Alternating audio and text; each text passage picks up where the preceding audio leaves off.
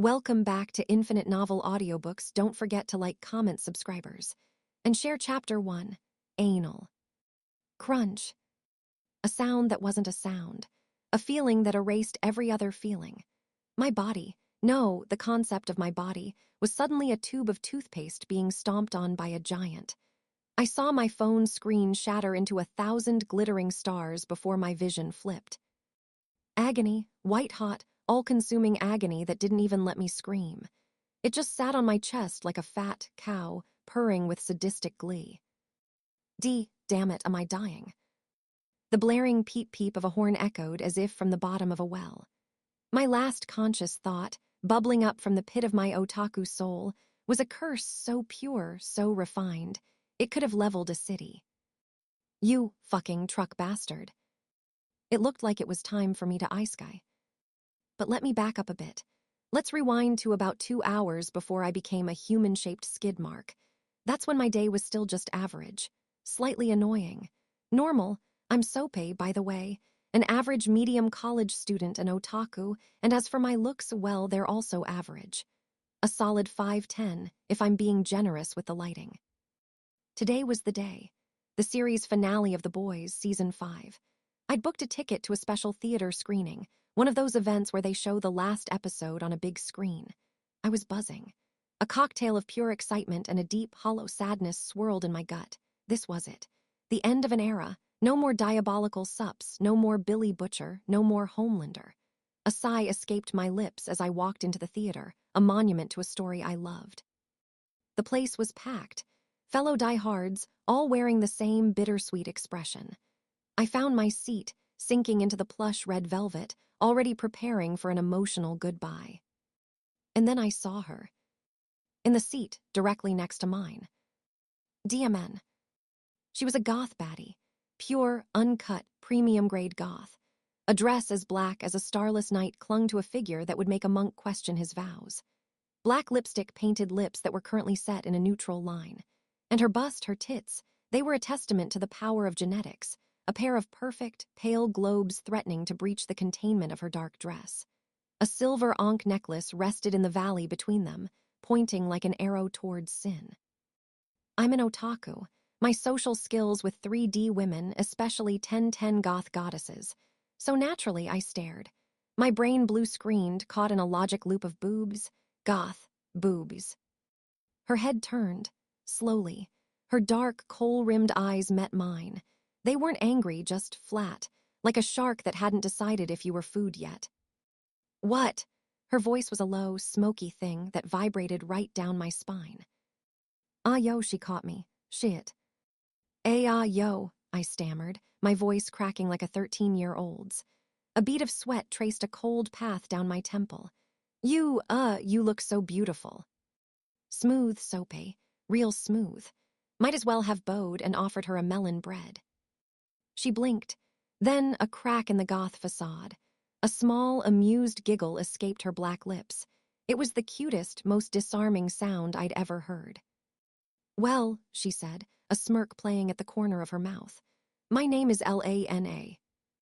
I frowned, the hamster wheel in my brain slowly starting to turn. Lana?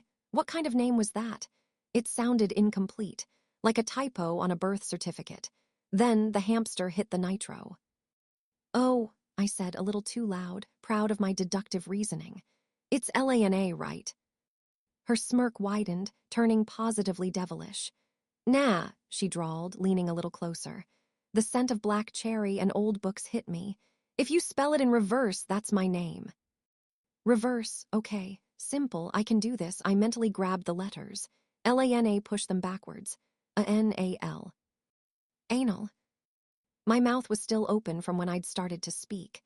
The word hung in the air between us, unspoken but louder than any theater speaker. My face went from a normal shade of college student pale to the deep crimson of a baboon's ass. I couldn't say a single thing. My jaw just hung there, unhinged, like a broken mailbox. From the other side of her, I heard a sharp, choked cough. I glanced over. A guy 2 seats down was staring straight ahead at the blank screen, his knuckles white as he gripped his armrest. The expression on his face was a mirror image of my own, a mixture of profound shock and the desperate, failing attempt to suppress a nuclear-grade laugh. He'd heard everything. The goth baddie Anal, her name was literally Anal, giggled again, a full, delighted sound that was completely at odds with her dark aesthetic. She was having the time of her life. I was dying on the inside. It was a perfect, balanced moment. Just then, the lights dimmed, saving me from my personal hell.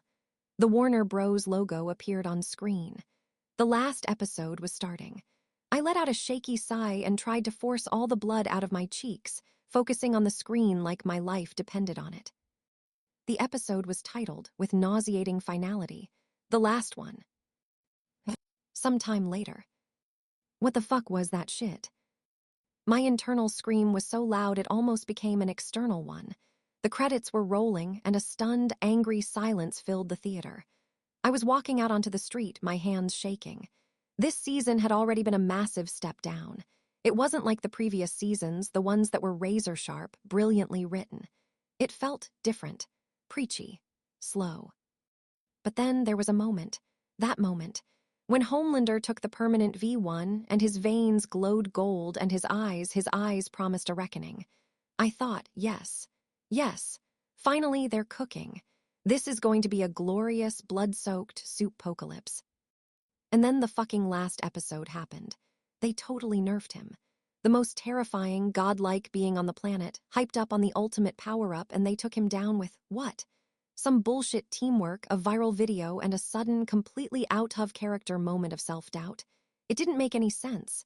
It was a betrayal of the character, a narrative assassination, a wet fart of an ending. I was furious, livid. My mood was darker than the goth girl's eyeliner. I was stomping down the road, my phone in my hand, on a holy quest. I needed a fix.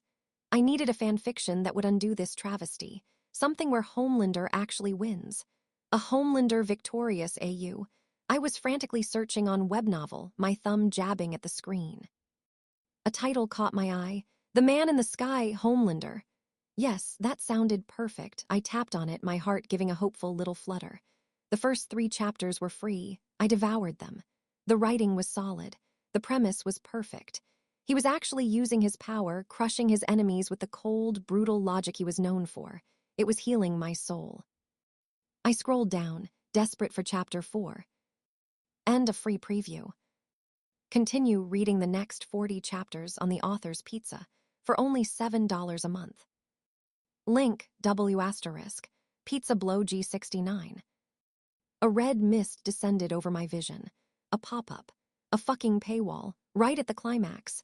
$7. The audacity. The sheer money-grubbing, soul-sucking audacity of this hack writer.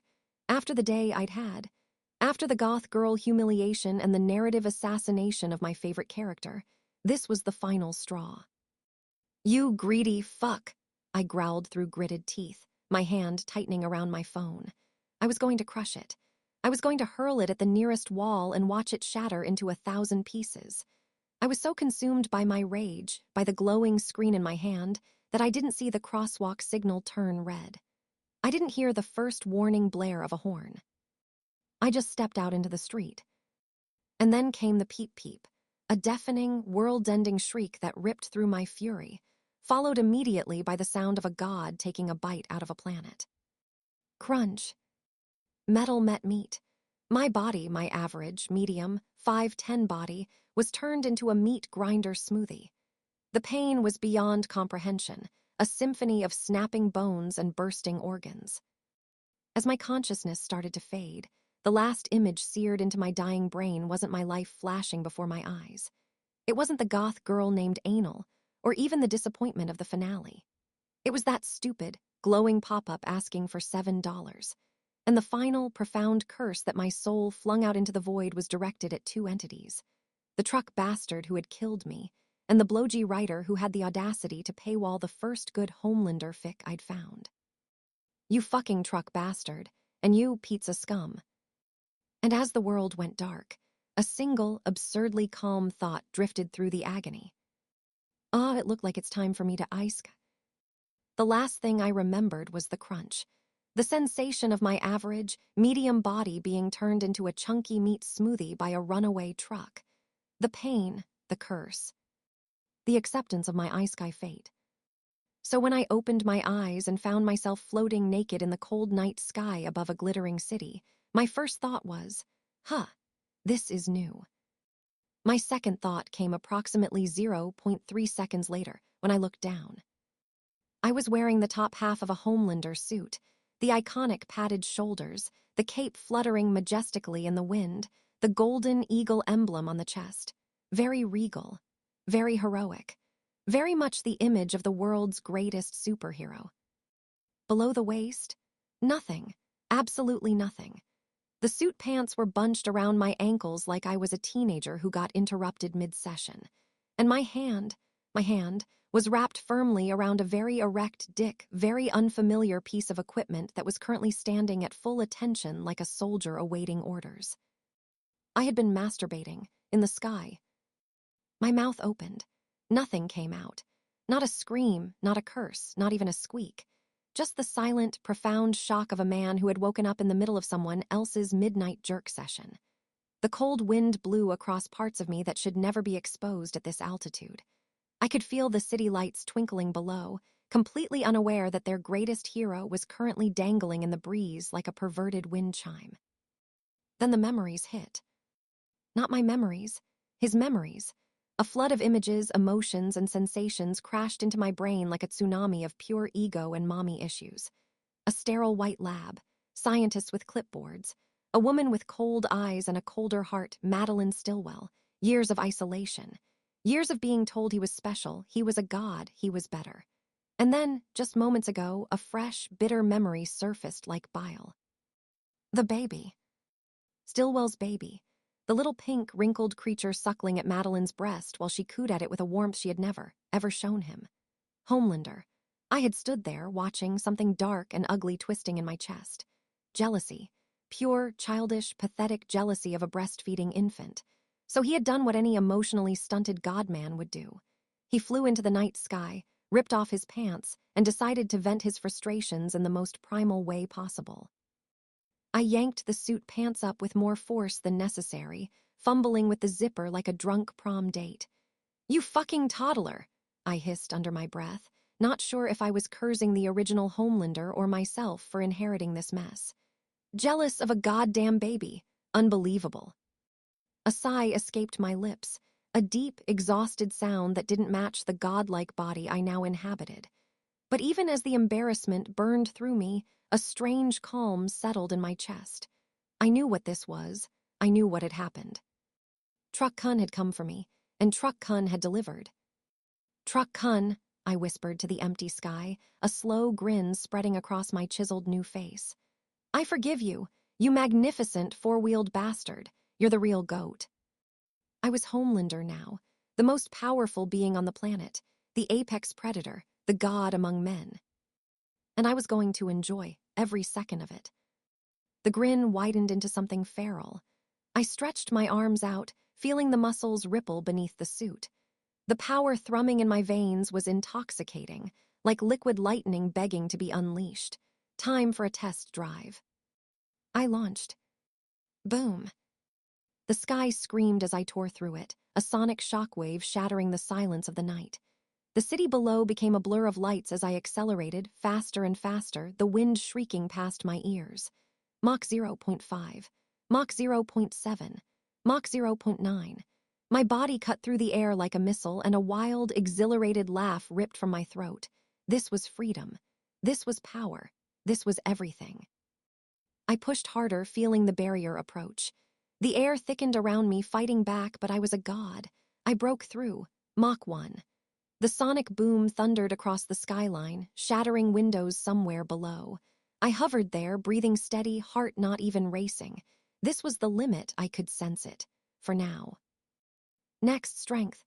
I dove down toward the ocean, landing on a deserted cargo dock. A massive shipping crane stood before me, a rusty steel giant. I grabbed the base, my fingers sinking into the metal like it was wet clay. With a grunt, I lifted. The crane groaned, bolts snapping, and the entire structure rose off the ground. I calculated the weight in my enhanced mind, 869 tons, easily, effortlessly. I tossed the crane aside like a toy. watching it crash into the water with a satisfying splash. I stood there, hands on my hips, cape fluttering dramatically. How the hell did Homelander ever lose with this power? I muttered to the empty dock. A guy who can fly at Mach 1, lift nearly 900 tons, and shoot lasers from his eyes. The writers must have been smoking crack during that last season. Whatever. I wasn't the original. I wasn't going to make the same stupid mistakes. The flight back to Vought Tower was smooth and silent. I slipped into the penthouse, my penthouse now, through the private balcony entrance. The place was absurd. Floor-to-ceiling windows, minimalist furniture that probably cost more than my entire previous life, and a bed big enough for 10 people. The American flag hung tastefully on one wall, because of course it did. Peeling off the suit was a process. Too many zippers, too many seams. A troublesome life being a superhero. I tossed the costume onto a chair and stood naked in the middle of the room, staring at my reflection in the dark window. Chiseled jaw, perfect physique. Blonde hair that fell just right. I looked like a Greek statue that had decided to run for president. "All right, Sope," I said to the reflection, the name feeling foreign on this new tongue. "Or John, or Homelander, whatever. Figure out the branding later." I climbed into the massive bed, the silk sheets cool against my skin. The city sprawled beneath me, millions of little ants going about their meaningless lives. And I was above them all. Literally. The knowledge of what was coming settled in my mind. A-Train had just killed Huey's girlfriend. The plot was already in motion. But this time, the man in the cape would be playing a very different game. For now, though, sleep. The mind needed to be fresh. I closed my eyes, a final thought drifting through my consciousness before the darkness took me. Yawning. A deep, satisfied yawn that rumbled in my chest like a contented lion. I stretched my arms above my head, feeling the perfect muscles ripple and flex beneath the silk sheets. The morning sun streamed through the floor-to-ceiling windows of the penthouse, painting the room in shades of gold and amber. New York City sprawled beneath me, still waking up, still oblivious to the fact that its most powerful inhabitant had undergone a complete management change overnight. "Yeah," I groaned, rolling my neck until it popped with a satisfying crack. What a nice nap. I felt refreshed, not just physically, though the body of a god certainly helped with that, but mentally. The fog of death, rebirth, and unexpected sky masturbation had cleared. My thoughts were sharp, focused, ready. This was my life now, Homelander's life, and I was going to live it better than the original ever could. I swung my legs off the bed, bare feet touching the cold marble floor. The penthouse was silent except for the quiet hum of the central air. Too big, too empty. The original Homelander lived in a gilded cage, surrounded by luxury but starved of genuine connection.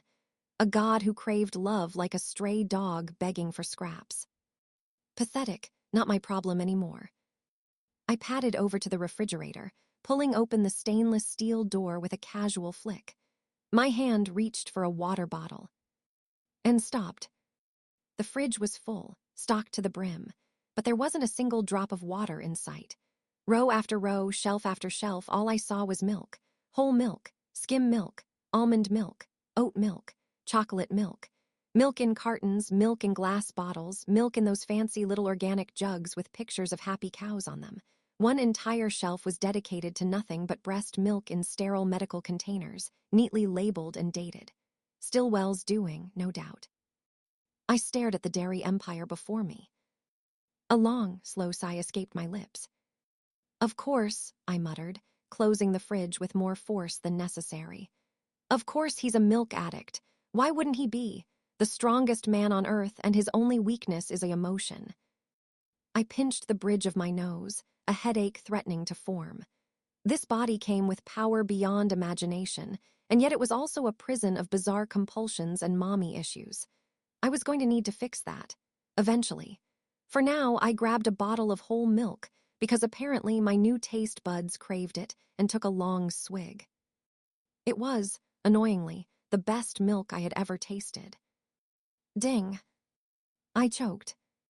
A translucent blue screen materialized in front of my face, hovering in the air like something straight out of a video game. The milk bottle slipped from my fingers, shattering on the marble floor, but I didn't care. My eyes were locked on the impossible thing before me. System interface ACTAVTD. Host SOP/John Gilaman HOMLNDR. Integration complete. Holy shit, I breathed, reaching out to touch it. My fingers passed right through the screen, but it flickered in response, displaying more information. A tutorial, apparently. The system was simple, almost insultingly so for someone who had read as many web novels as I had. There were only 2 functions. Function 1, status. Displays the host's current abilities and attributes. Function 2, world travel. Allows the host to traverse between worlds. Status, locked. Requires full charge to activate. Time until charge complete, unknown. I frowned. World travel, that was unexpected. This wasn't just an ice guy into the boys. This was a multiverse setup. I could leave this world eventually, explore others. Gather power from places where demigods and monsters roamed. The possibilities were endless, but for now, locked, I had to wait. Fine. Patience was something the original Homelander lacked. I was different. Then my eyes drifted to the third thing. Not a function, but a listing under the status section. Abilities. Super strength, LVL 0 max. Super speed, LVL 0 max. Flight LVL 0 max. X-ray vision, LVL 0 max. Heat vision, LVL 0 max. Enhanced durability, LVL 0 max. Enhanced senses, LVL 0 max. Evolution, LVL. I stopped breathing. Evolution. The original Homelander never had an ability called evolution. This was new. This was mine. Something the system had given me, or something that had awakened because of my soul merging with this body. I focused on it, mentally clicking the ability, desperate for more information. Evolution. No additional details available. That was it. No description. Just the word evolution and those 3 question marks where the level should have been. My heart hammered in my chest. This could be anything. The ability to grow stronger over time.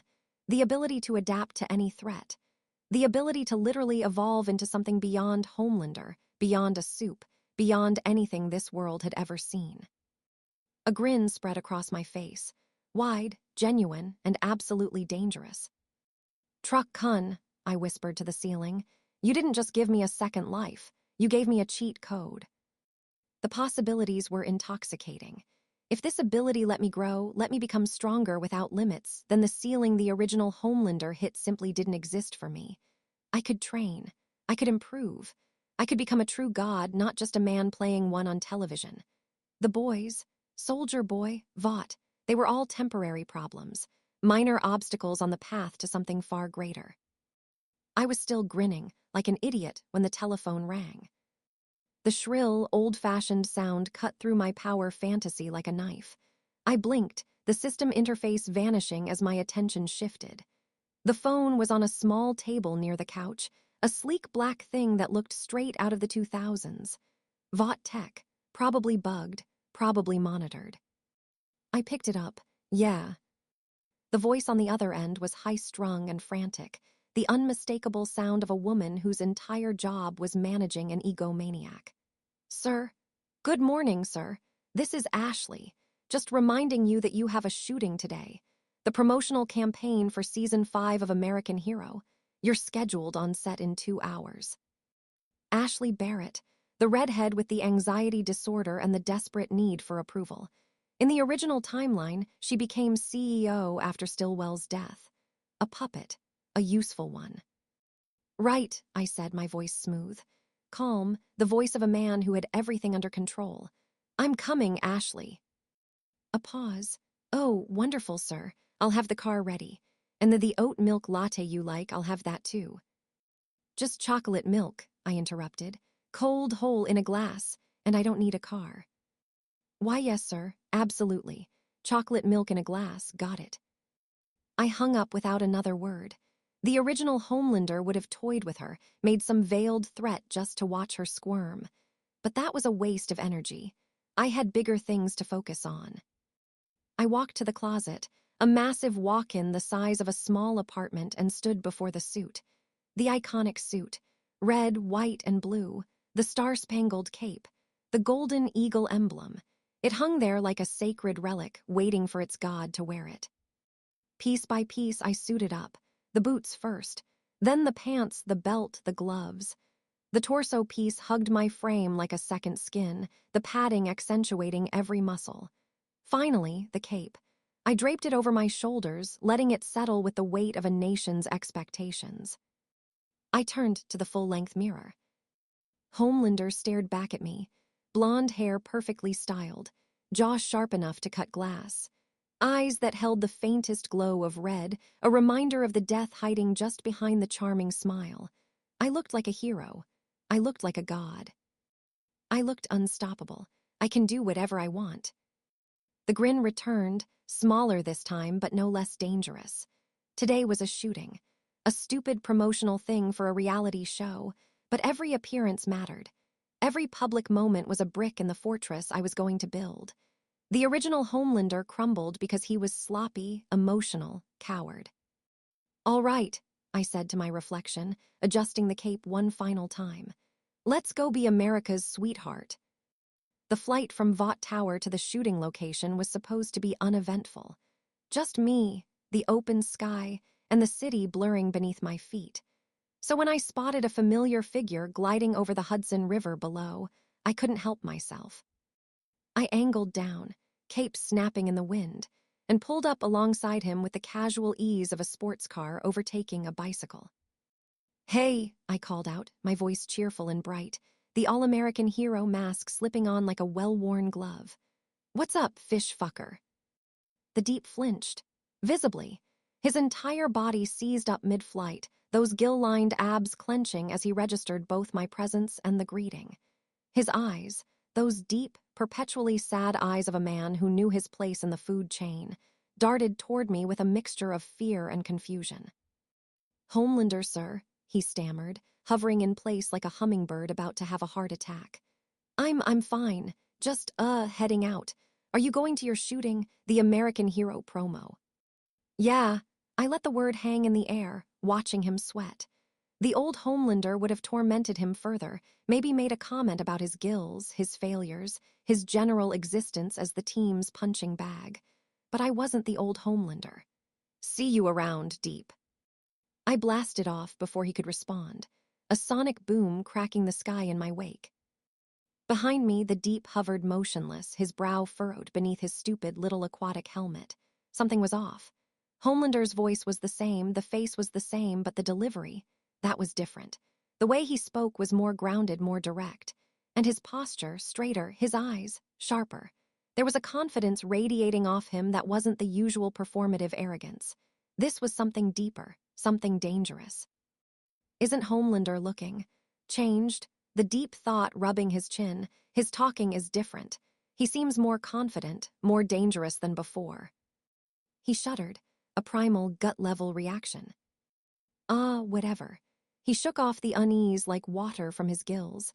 "I have to go to my octopus wife. Ambrosia gets cranky if I'm late for tentacle time." And with that, he flew off toward the secret aquarium love nest he called home. Boom.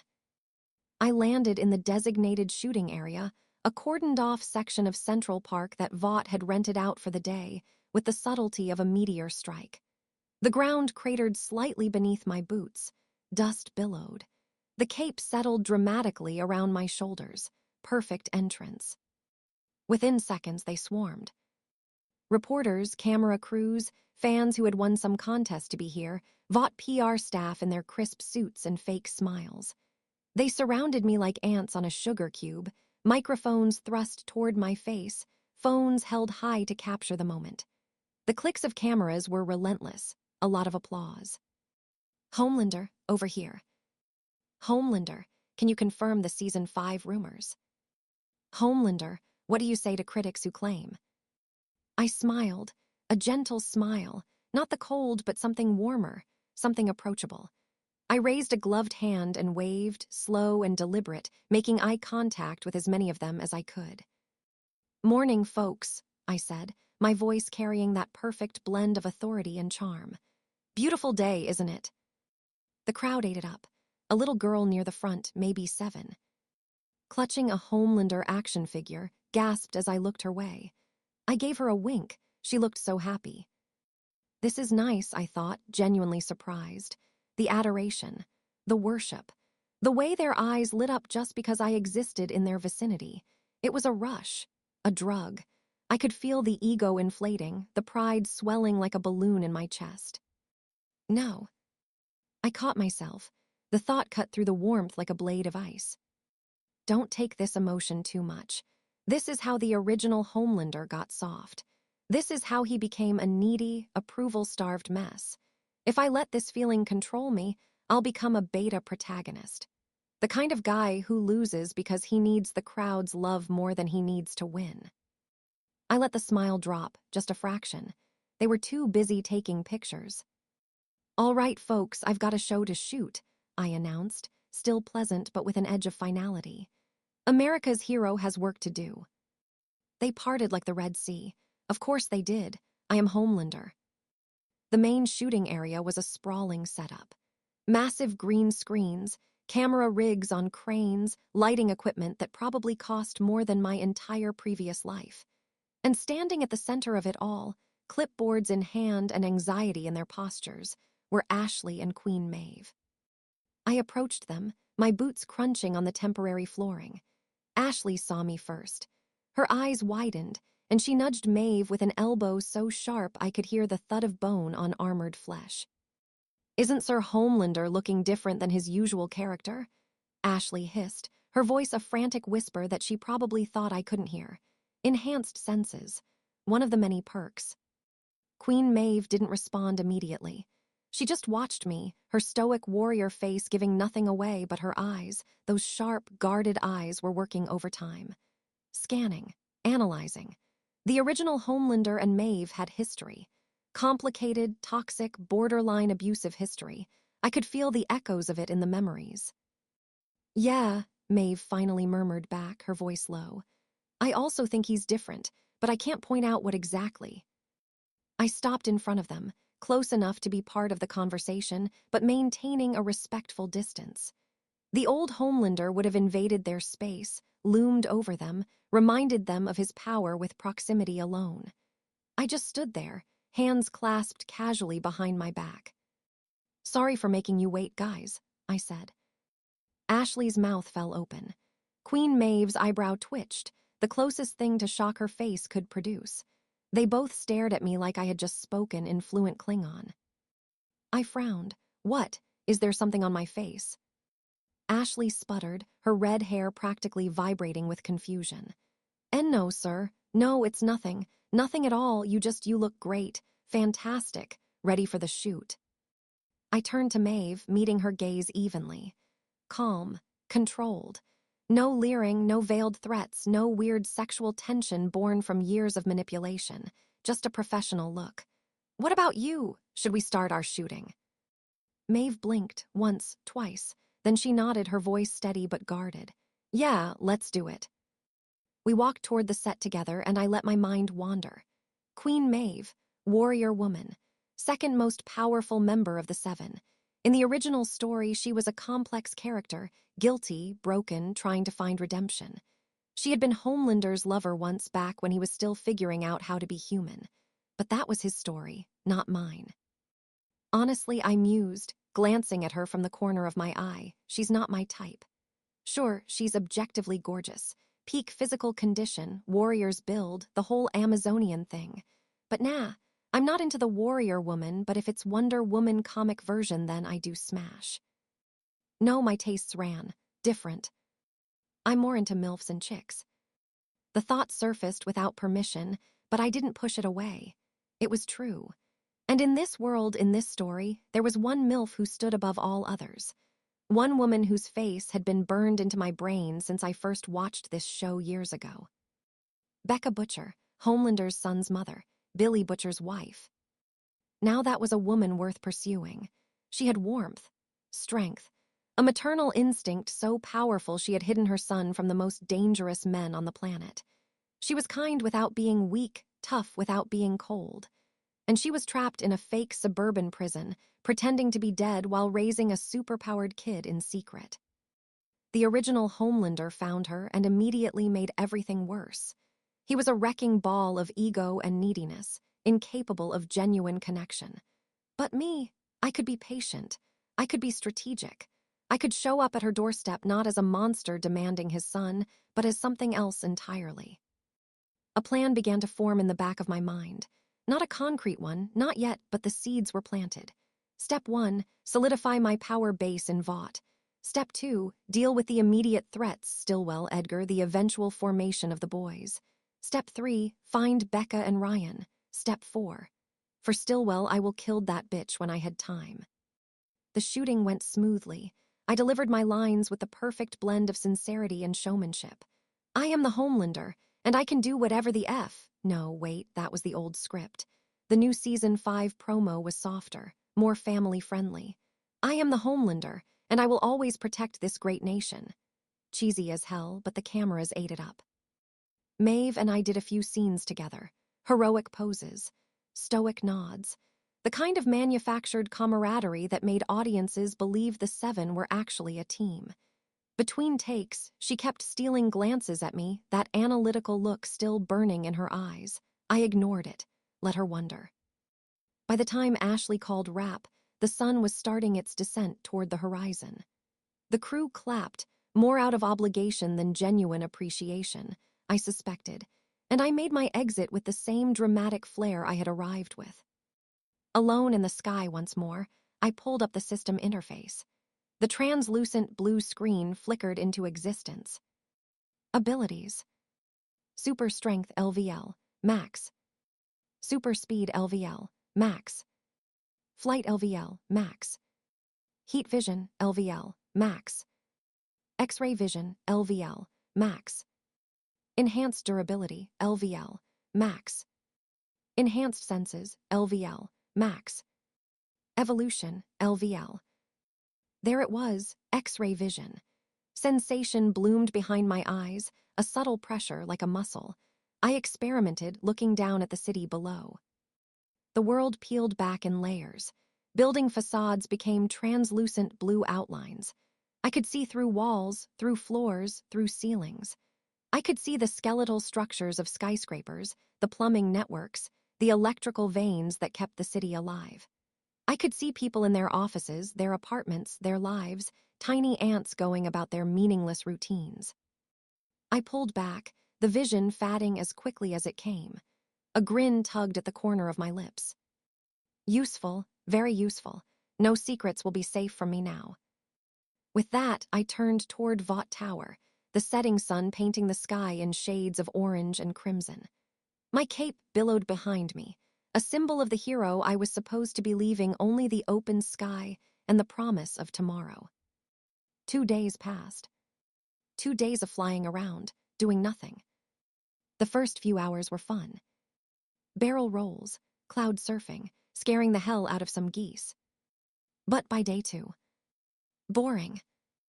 I landed on my penthouse balcony around noon. The city hummed below me like a giant air conditioner. I stepped inside, tossed the cape onto the couch, opened the fridge. Milk. More milk. A carton of 2%, a carton of whole, something that might have been skim, hiding in the back like a coward. And 1 jug of chocolate milk. I grabbed it, poured it over ice, flopped onto the sofa. Ah, what a tasty milkshake. I said it out loud. Nobody responded, which was fine. The old Homelander probably talked to himself all the time, usually while looking in a mirror. I was halfway through the glass when my phone rang. Ashley. I let it ring twice. What now, Ashley? My voice came out lazy, almost bored. Sir, good afternoon.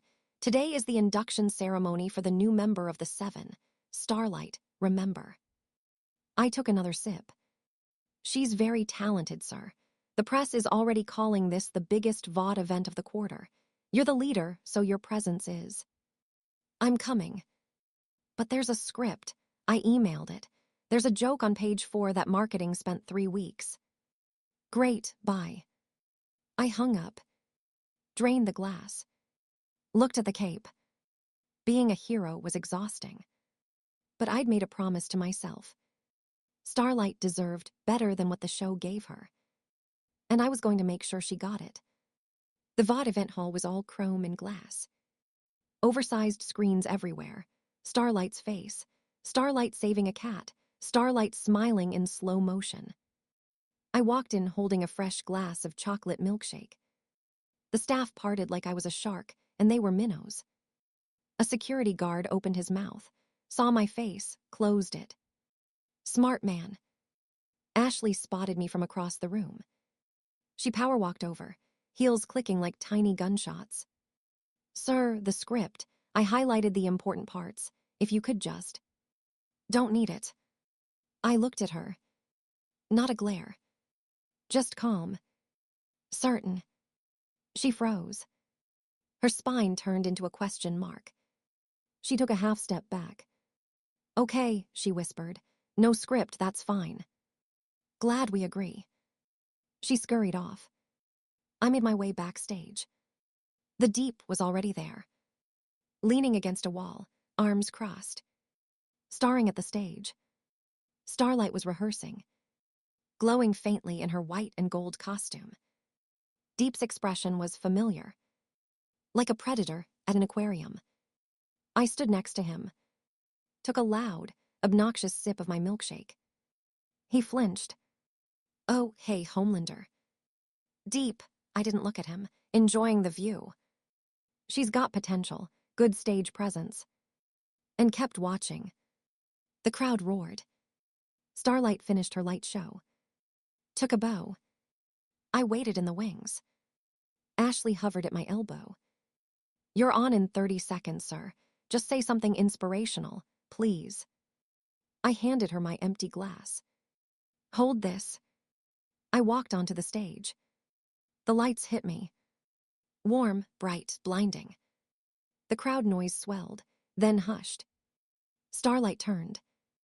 Her eyes went wide. Mouth slightly open. She looked at me like I was a fireworks display. Pure admiration. Homelander was her hero. The old one didn't deserve that. I decided I'd earn it. I gave her a small smile. Not plastic, not camera-ready. Real. She blinked. A tiny, nervous smile crept onto her face. I took the microphone. They gave me a script for this, I said. A ripple of nervous laughter from the corporate section. Ashley, backstage, looked ready to faint. But I figured Starlight deserves something more honest. I let that hang. Being a hero isn't about ratings. It's not about billboards. It's about the moment you land in front of someone who's terrified, and you look them in the eye and you say, I've got you. And you mean it. Silence. Not polite silence. Attentive silence. Starlight's been doing that for years.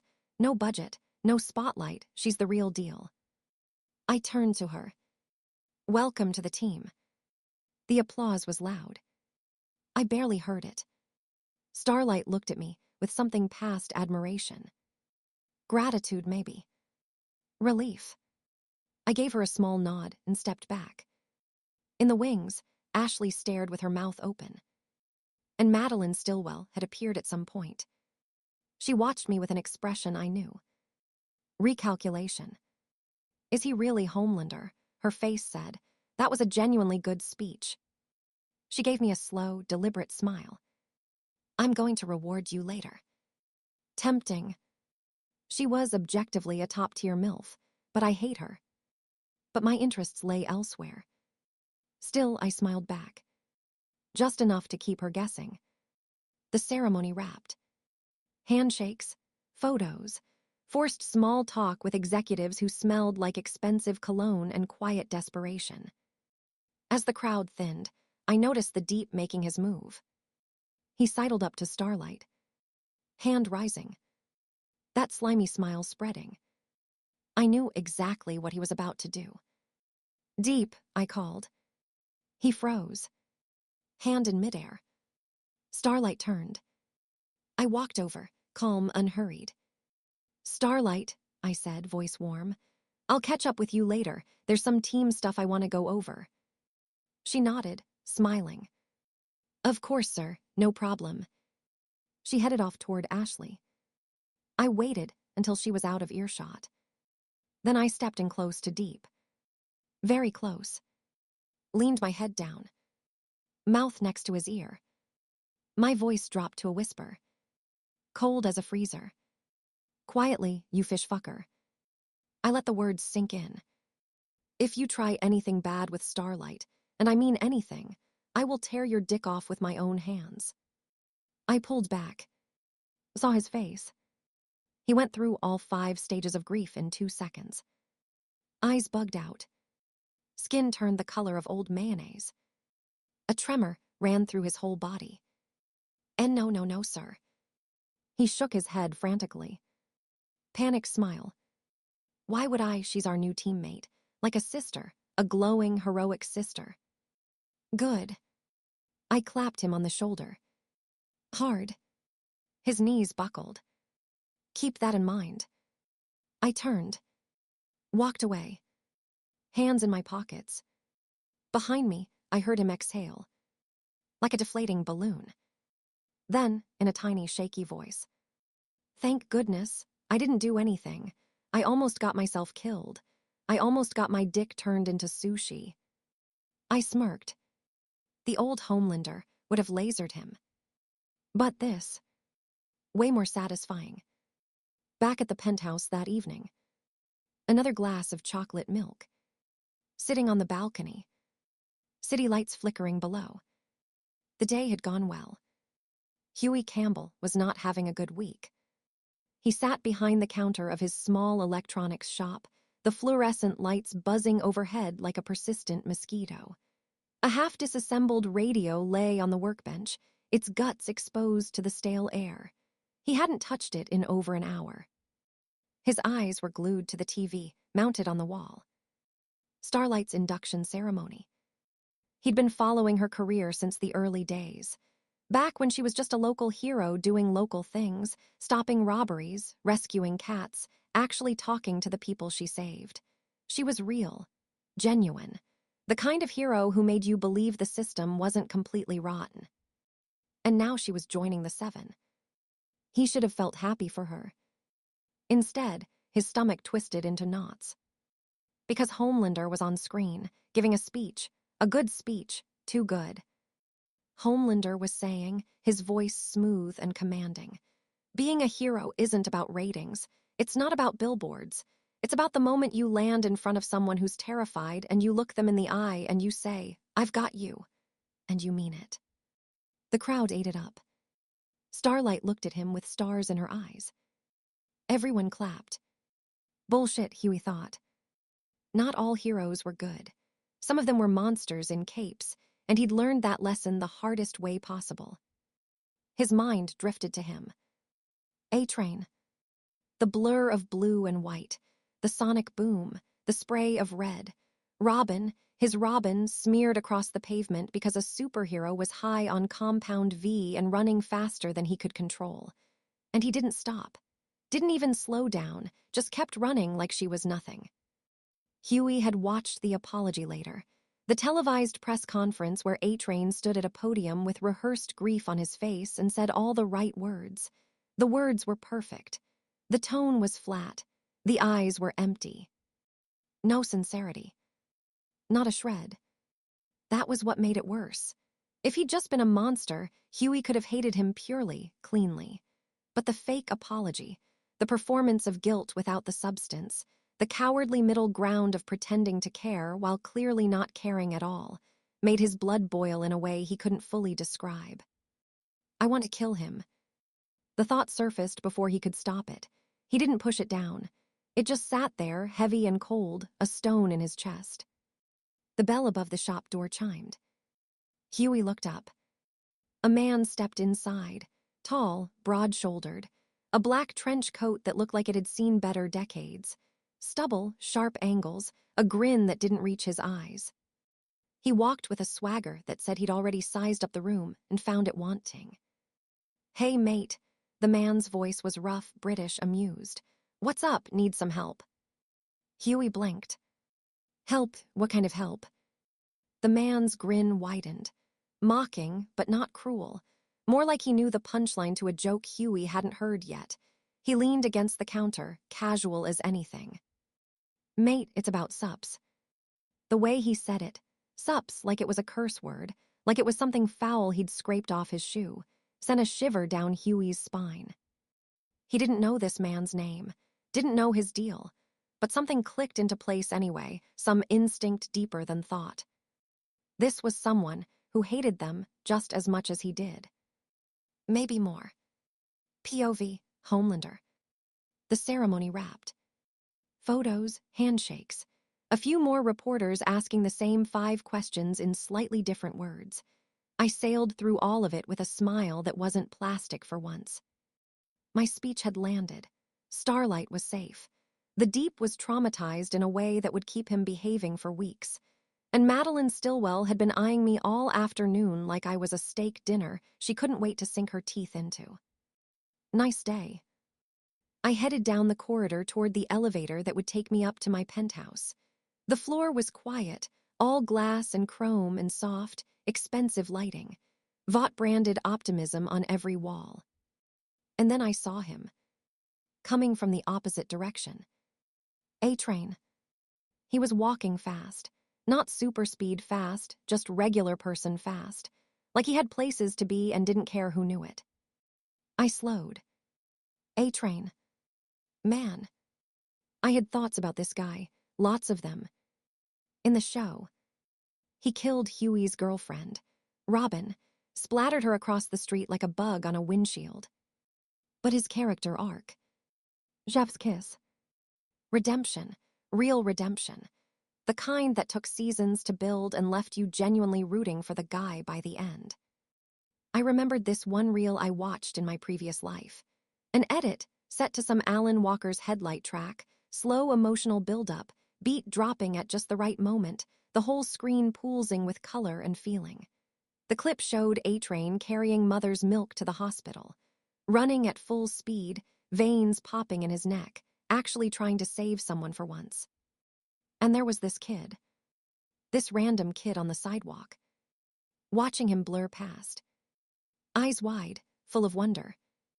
And when A-Train looked over, just for a split second, the kid smiled. Not a cool superhero smile. Not the kind of awe people gave Homelander out of fear and PR conditioning. It was a you saved someone smile. Pure, unfiltered, completely real. The expression on A-Train's face in that moment, the shock, the dawning wonder, the realization that he'd actually done something good, something that mattered, wrecked me every single time. I must have watched that reel 50 times. Every viewing ended the same way, almost tears in my eyes, a lump in my throat I couldn't swallow down. That smile. That kid's smile. That was hope. You couldn't explain it to someone who'd never felt it. You had to experience it yourself, the moment when someone looks at you not with fear or worship, but with pure, genuine gratitude. Because you showed up when it counted, because you helped when they needed it. That was the feeling I'd been chasing ever since I woke up in this body. Just that look, that smile, the chance to be something better than the monster whose skin I was wearing. I blinked hard, pushing the sting back behind my eyes. Yo, A-Train. He stopped mid-stride. Frowned slightly. Ah, Homelander, sir, what's up? His voice carried a wariness, the automatic caution of someone who'd learned through painful experience that the leader of the 7 didn't make casual conversation for no reason. I'm good, I said and meant it. You. His frown deepened a fraction. I'm good too, just heading out. We stood there for a beat, the fluorescent lights humming overhead. I could practically see the confusion flickering behind his eyes. The old Homelander barely acknowledged A-Train unless he needed something, and even then it was usually a backhanded compliment or a subtle threat wrapped in a smile. This, just asking how he was doing, like a normal person, was completely outside the script. I took a step closer. No intimidation, no looming, just a guy talking to another guy. Hey, A-Train. Yeah. If you ever get into some problematic situation, and I mean anything, seriously, don't hesitate to ask me for help. All right. I let the words land. Gave them space to breathe. Just call me, I mean it. See you tomorrow, man.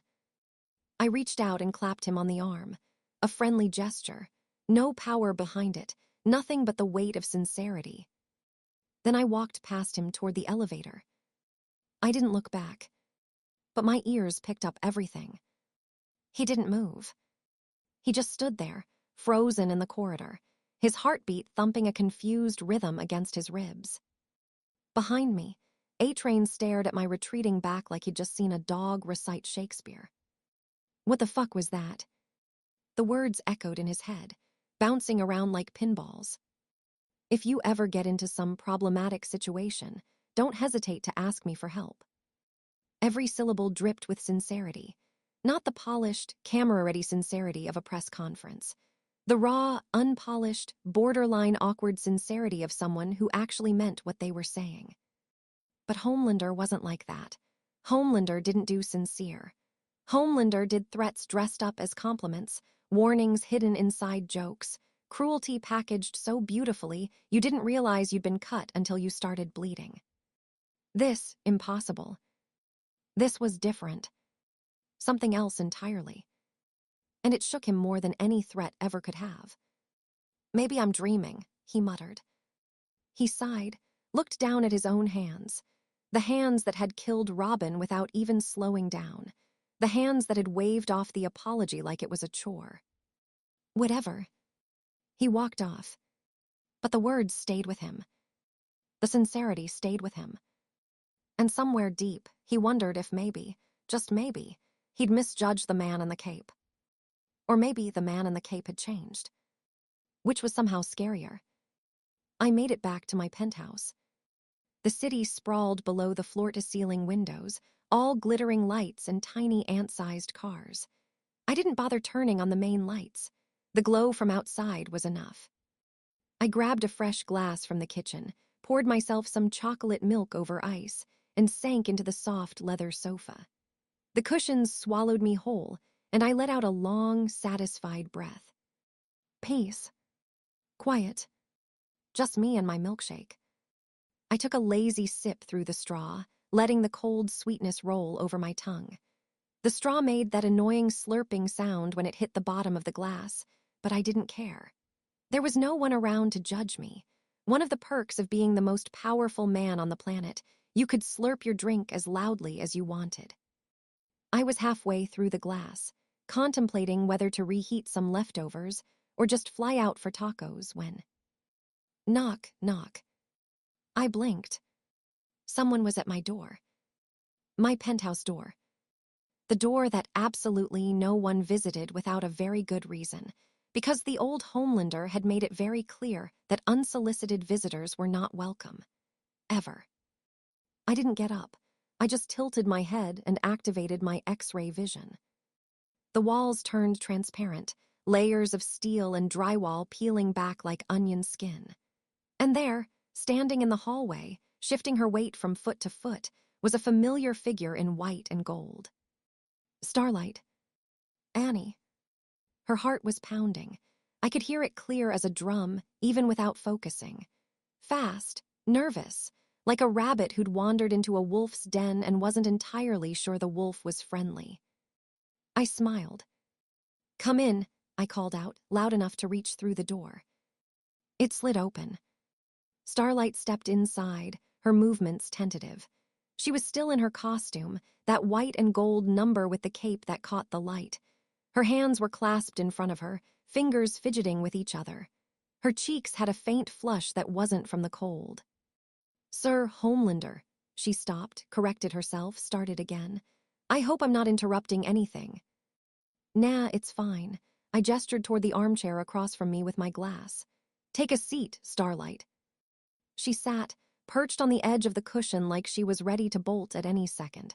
Her heartbeat hadn't slowed down at all. If anything, it was getting faster. I took another sip of my milkshake, letting the silence stretch just long enough to be comfortable, then set the glass down on the side table. Is there something you need from me? The question was simple, gentle, no pressure. Starlight's face went from faint pink to full crimson. Ah, well, sir. She was stumbling over her words, her eyes darting everywhere except at me. I've been a fan of yours for so long, since I was a little girl. I used to watch all your interviews and your rescue missions, and I had posters of you on my wall, and I really, really like you, sir. I want to become like you someday. She was furiously blushing now. The kind of blush that started at the ears and spread all the way down the neck. It was painfully earnest, painfully cute. The kind of hero worship that came from years of watching someone on TV and building them up in your head into something bigger than reality. I leaned back into the sofa cushions. Want to become like me?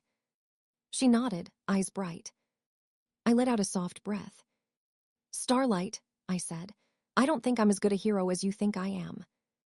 Her blush faltered, confusion flickered across her face. Sir. You're far better than me, I said calmly, letting a gentle smile settle on my lips. You're genuine, you actually care. You've been doing this for years without the budget or the spotlight or any of the VOT machine behind you. That's not nothing, that's everything. Her mouth opened, closed, opened again. No, sir, I'm just a newbie who barely joined the 7, I'm not even close to you.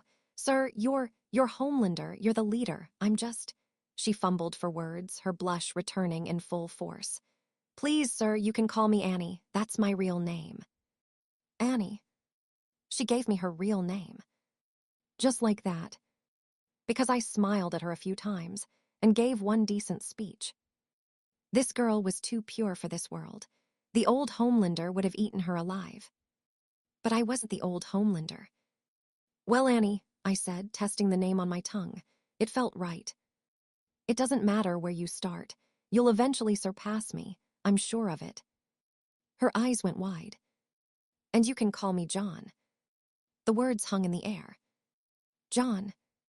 Not Homelander, but John. She stared at me like I'd just handed her the keys to the city.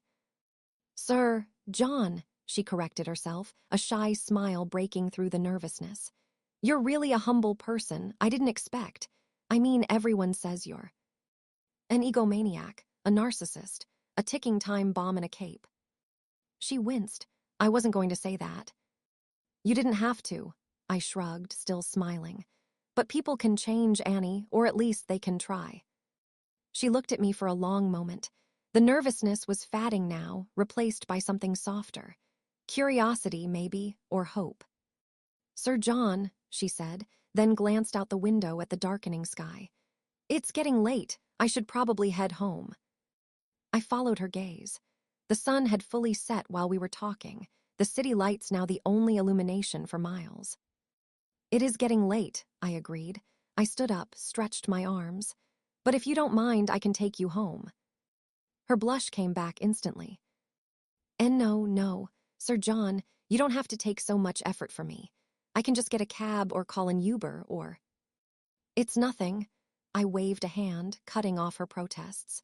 You're my junior now, the newest member of the team. I can at least do this much for my junior. She hesitated, bit her lip, fidgeted with her fingers again. Okay, she finally managed. Okay, sir. I stepped closer. Hold on. Before she could ask what I meant, I slid one arm under her knees and the other around her back, lifting her off the ground like she weighed nothing. Which, to me, she did. Annie let out a tiny squeak. Her arms instinctively wrapped around my neck, and she looked up at me with wide eyes, her face now the color of a ripe tomato. The shyness was radiating off her in waves, but she wasn't pulling away. If anything, her grip tightened slightly. I gave her a gentle smile. Ready? Don't forget to like, comment, subscribers, and share to infinite novel audiobooks. She nodded, too flustered to speak. I floated up off the balcony, slow and smooth, the penthouse dropping away beneath us. The wind picked up as we rose above the tower, but I kept it gentle. No sonic booms, no Mach speed launches. Just a calm, easy flight through the cool night air. The city spread out below us like a carpet of stars. Annie's breathing gradually steadied. Her grip on my neck relaxed just a little. She was still blushing, still avoiding eye contact, but there was something else in her expression now. Wonder. The same wonder she'd had during my speech. The same wonder I'd seen in that kid's smile from the A-Train reel. We reached her apartment building in a few minutes. I descended slowly, touching down on the sidewalk outside her front door with barely a sound. Then I gently set her on her feet, making sure she had her balance before letting go completely. Annie stood there for a moment, slightly wobbly. Her cape had gotten a bit ruffled from the flight. Her hair was windswept in a way that honestly suited her better than the perfectly styled look from the ceremony. "Well," I said, hovering just a few inches off the ground now. "Take care, Annie." She looked up at me. The shyness was still there, the blush was still there, but underneath it all there was something brighter, something warmer. "Bye, Sir John," she said, her voice soft. I smiled. Then I floated upward, slowly at first, just a few feet, giving her a small wave. And when I was high enough that the buildings wouldn't rattle, I accelerated. Boom. The sound barrier shattered behind me. I shot into the night sky like a missile, leaving a trail of displaced air and probably a few startled pedestrians in my wake. But I couldn't stop grinning. Annie January, Starlight, the girl who deserved so much better than what the original timeline had given her. But somehow, it felt like the start of something much bigger. Whose know she become a? I stood on the sidewalk for a long moment after Sir John disappeared into the night sky. The boom of his acceleration still echoed faintly in the distance, a reminder that the most powerful man on the planet had just carried me home like I was something precious. My heart was still pounding. My cheeks were still warm. I finally turned and walked into my apartment building, taking the stairs slowly. I didn't trust the elevator right now. I needed the movement, the rhythm of my feet on concrete to process what had just happened. When I got inside, I didn't bother turning on the lights. I just kicked off my boots, peeled off my cape, and flopped onto my bed face first into the pillow. The cool fabric felt good against my burning cheeks. "Sir Homelander." "No, Sir John." He told me to call him John. I rolled onto my back and stared at the ceiling, my mind replaying every moment of the evening. The speech at the ceremony. The way he smiled at me, not the camera smile, the real one. The way he said I was better than him, like he actually believed it. The way he picked me up without any effort at all, so gentle, like I was made of glass. And his arms. I'd felt his arms around me the whole flight home. Strong, steady, safe. I pressed my hands against my face and let out a muffled groan. I'd heard the rumors about him. Everyone had. Whispers on social media, conspiracy threads on Reddit, comment sections full of people calling him a monster, a demon in a hero's suit, a sociopath, an emo boy with too much power and not enough conscience. The kind of stories that made you wonder if the cape was just for show. But the man I met tonight. Completely different, completely opposite, humble, kind, gentle. He looked at me like I mattered, not like I was a prop for his PR campaign. He called me his junior. He offered to help me, no strings attached. And I liked him. I really, really liked him. More and more with every passing minute. I didn't know what to do with that feeling. It was too big, too new, too terrifying to examine closely. So I pulled the blanket up to my chin and let my eyes drift closed. Just before sleep took me, I whispered into the darkness of my room. Somewhere else.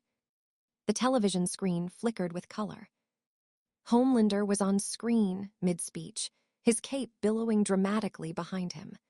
The camera loved him. It always did.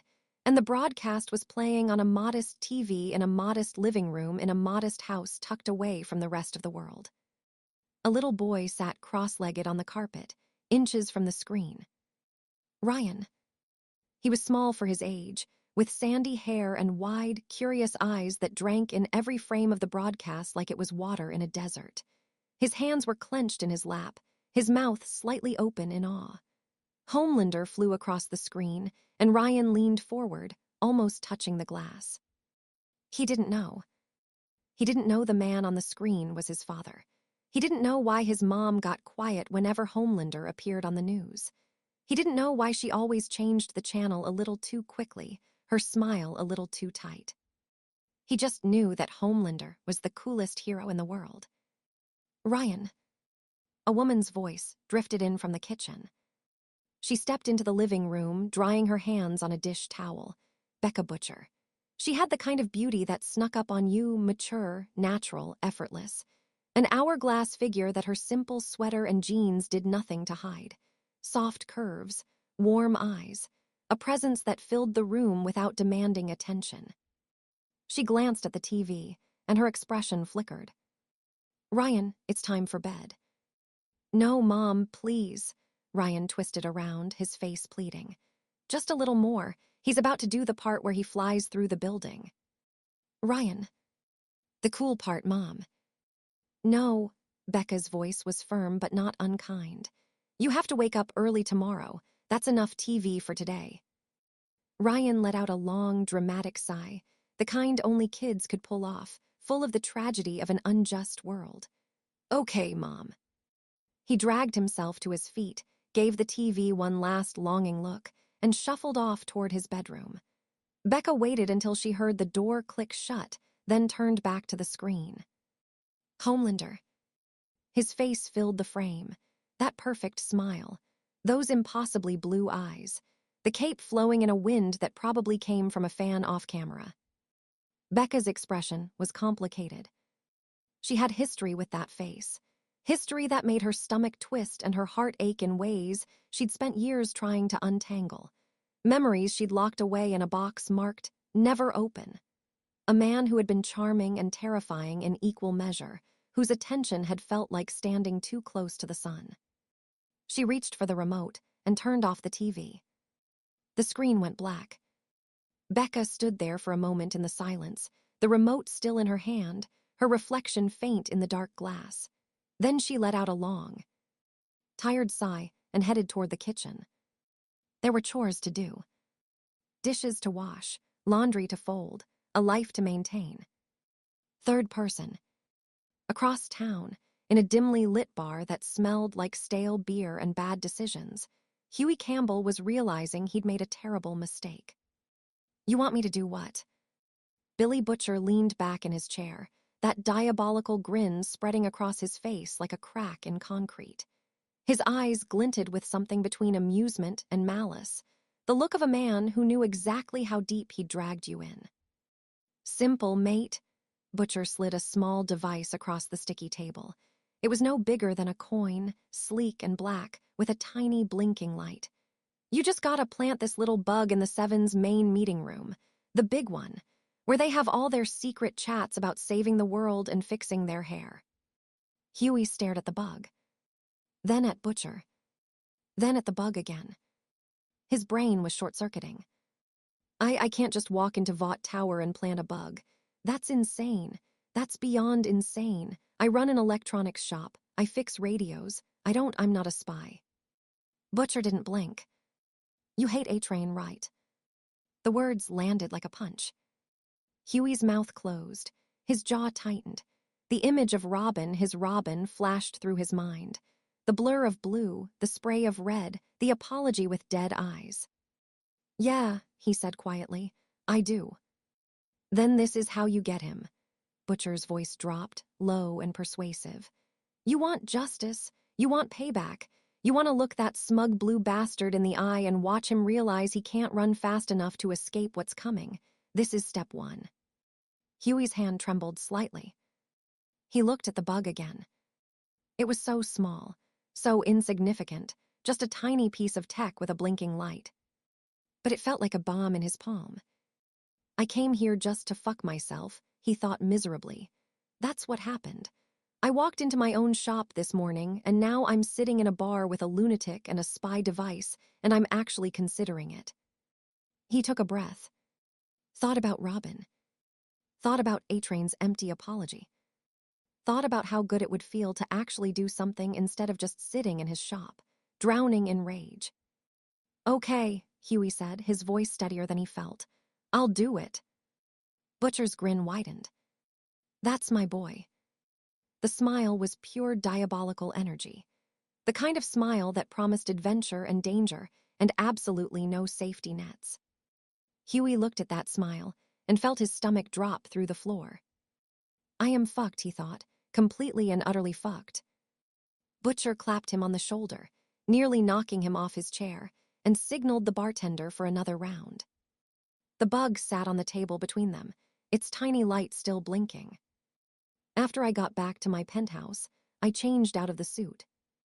The cape went on the chair, the boots went in the corner, the rest went wherever it landed. Well, who cares? I crawled into bed.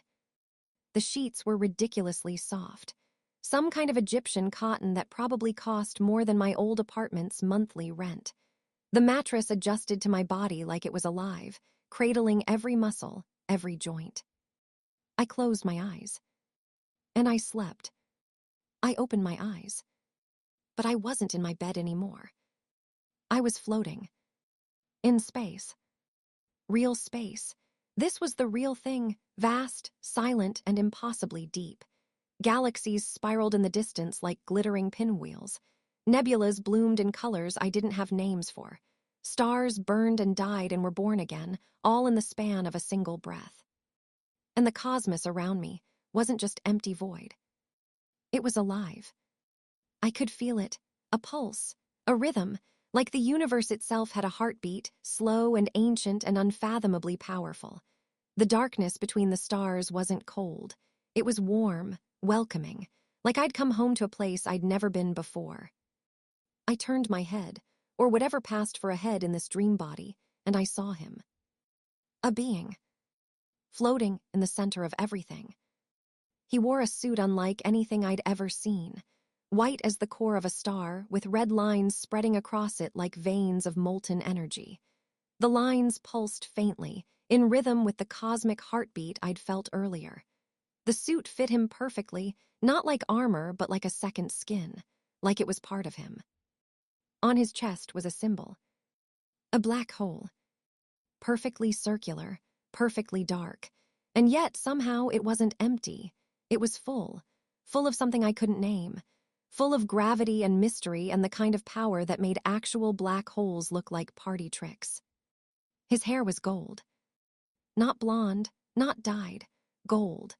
It floated around his head like it was made of pure energy, strands of light that moved in slow motion, weightless and ethereal. Every strand glowed faintly, casting shadows that didn't exist. And his eyes. His eyes burned red.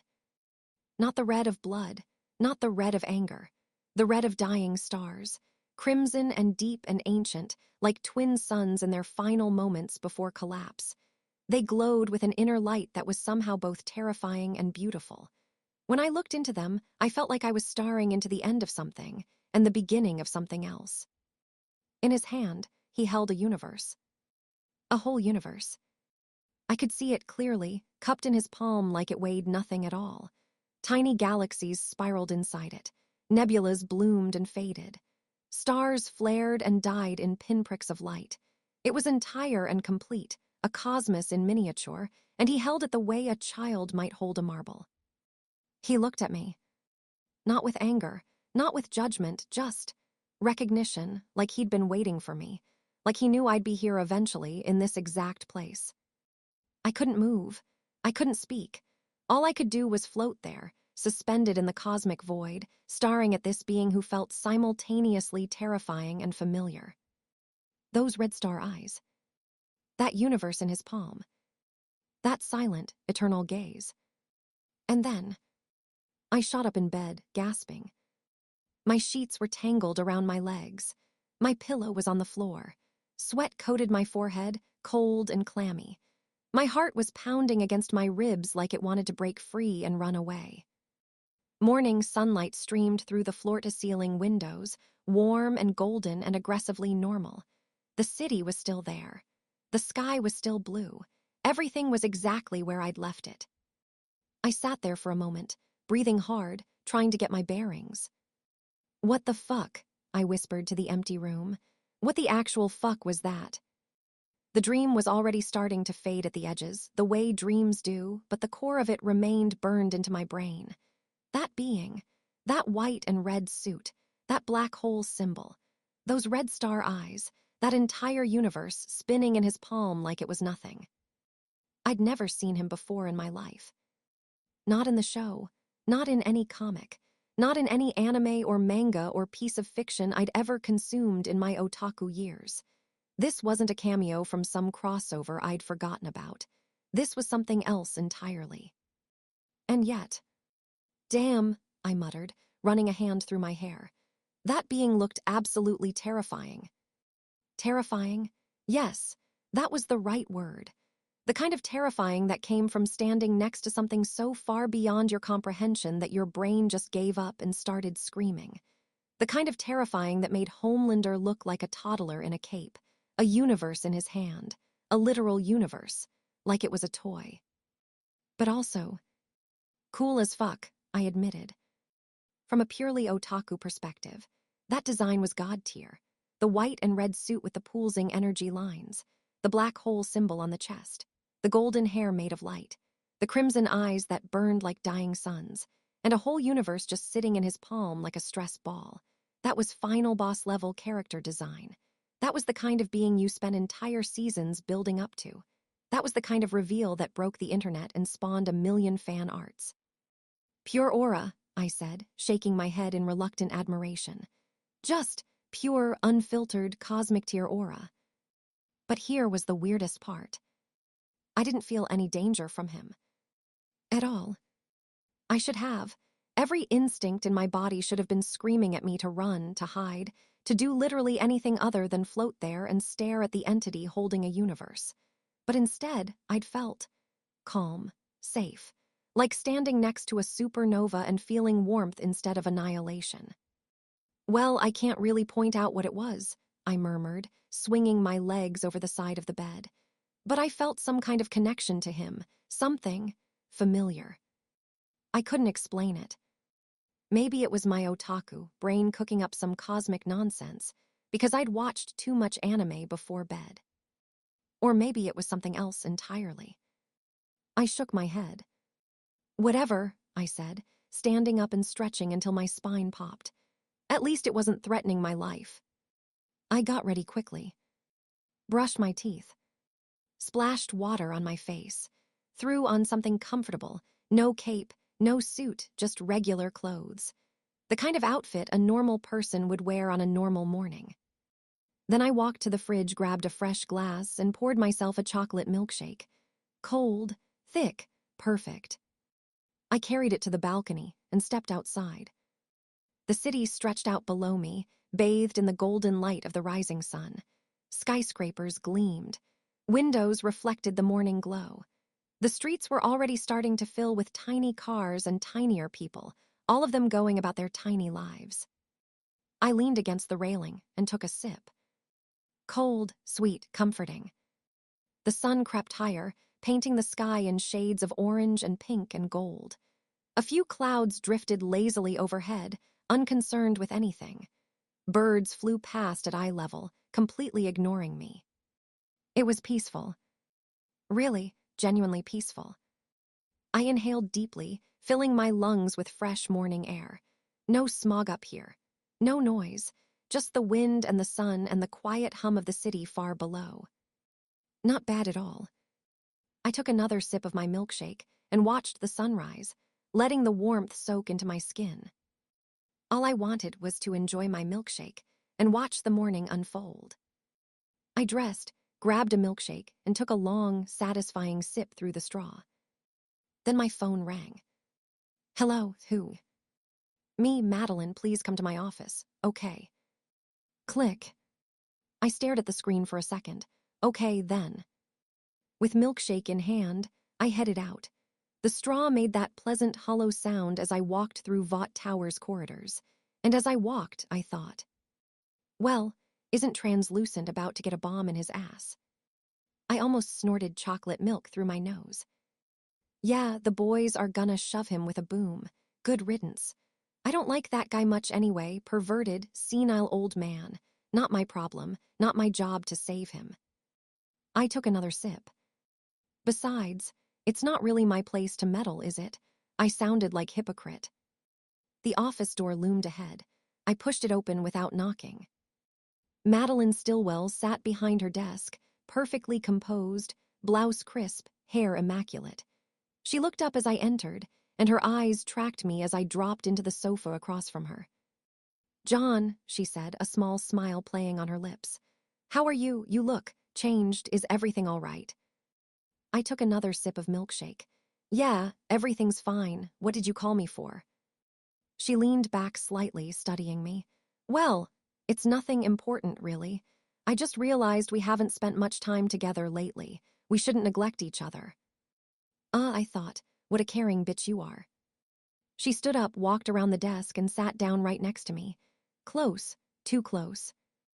Then she turned my face toward her with one hand, while the other settled on my thigh.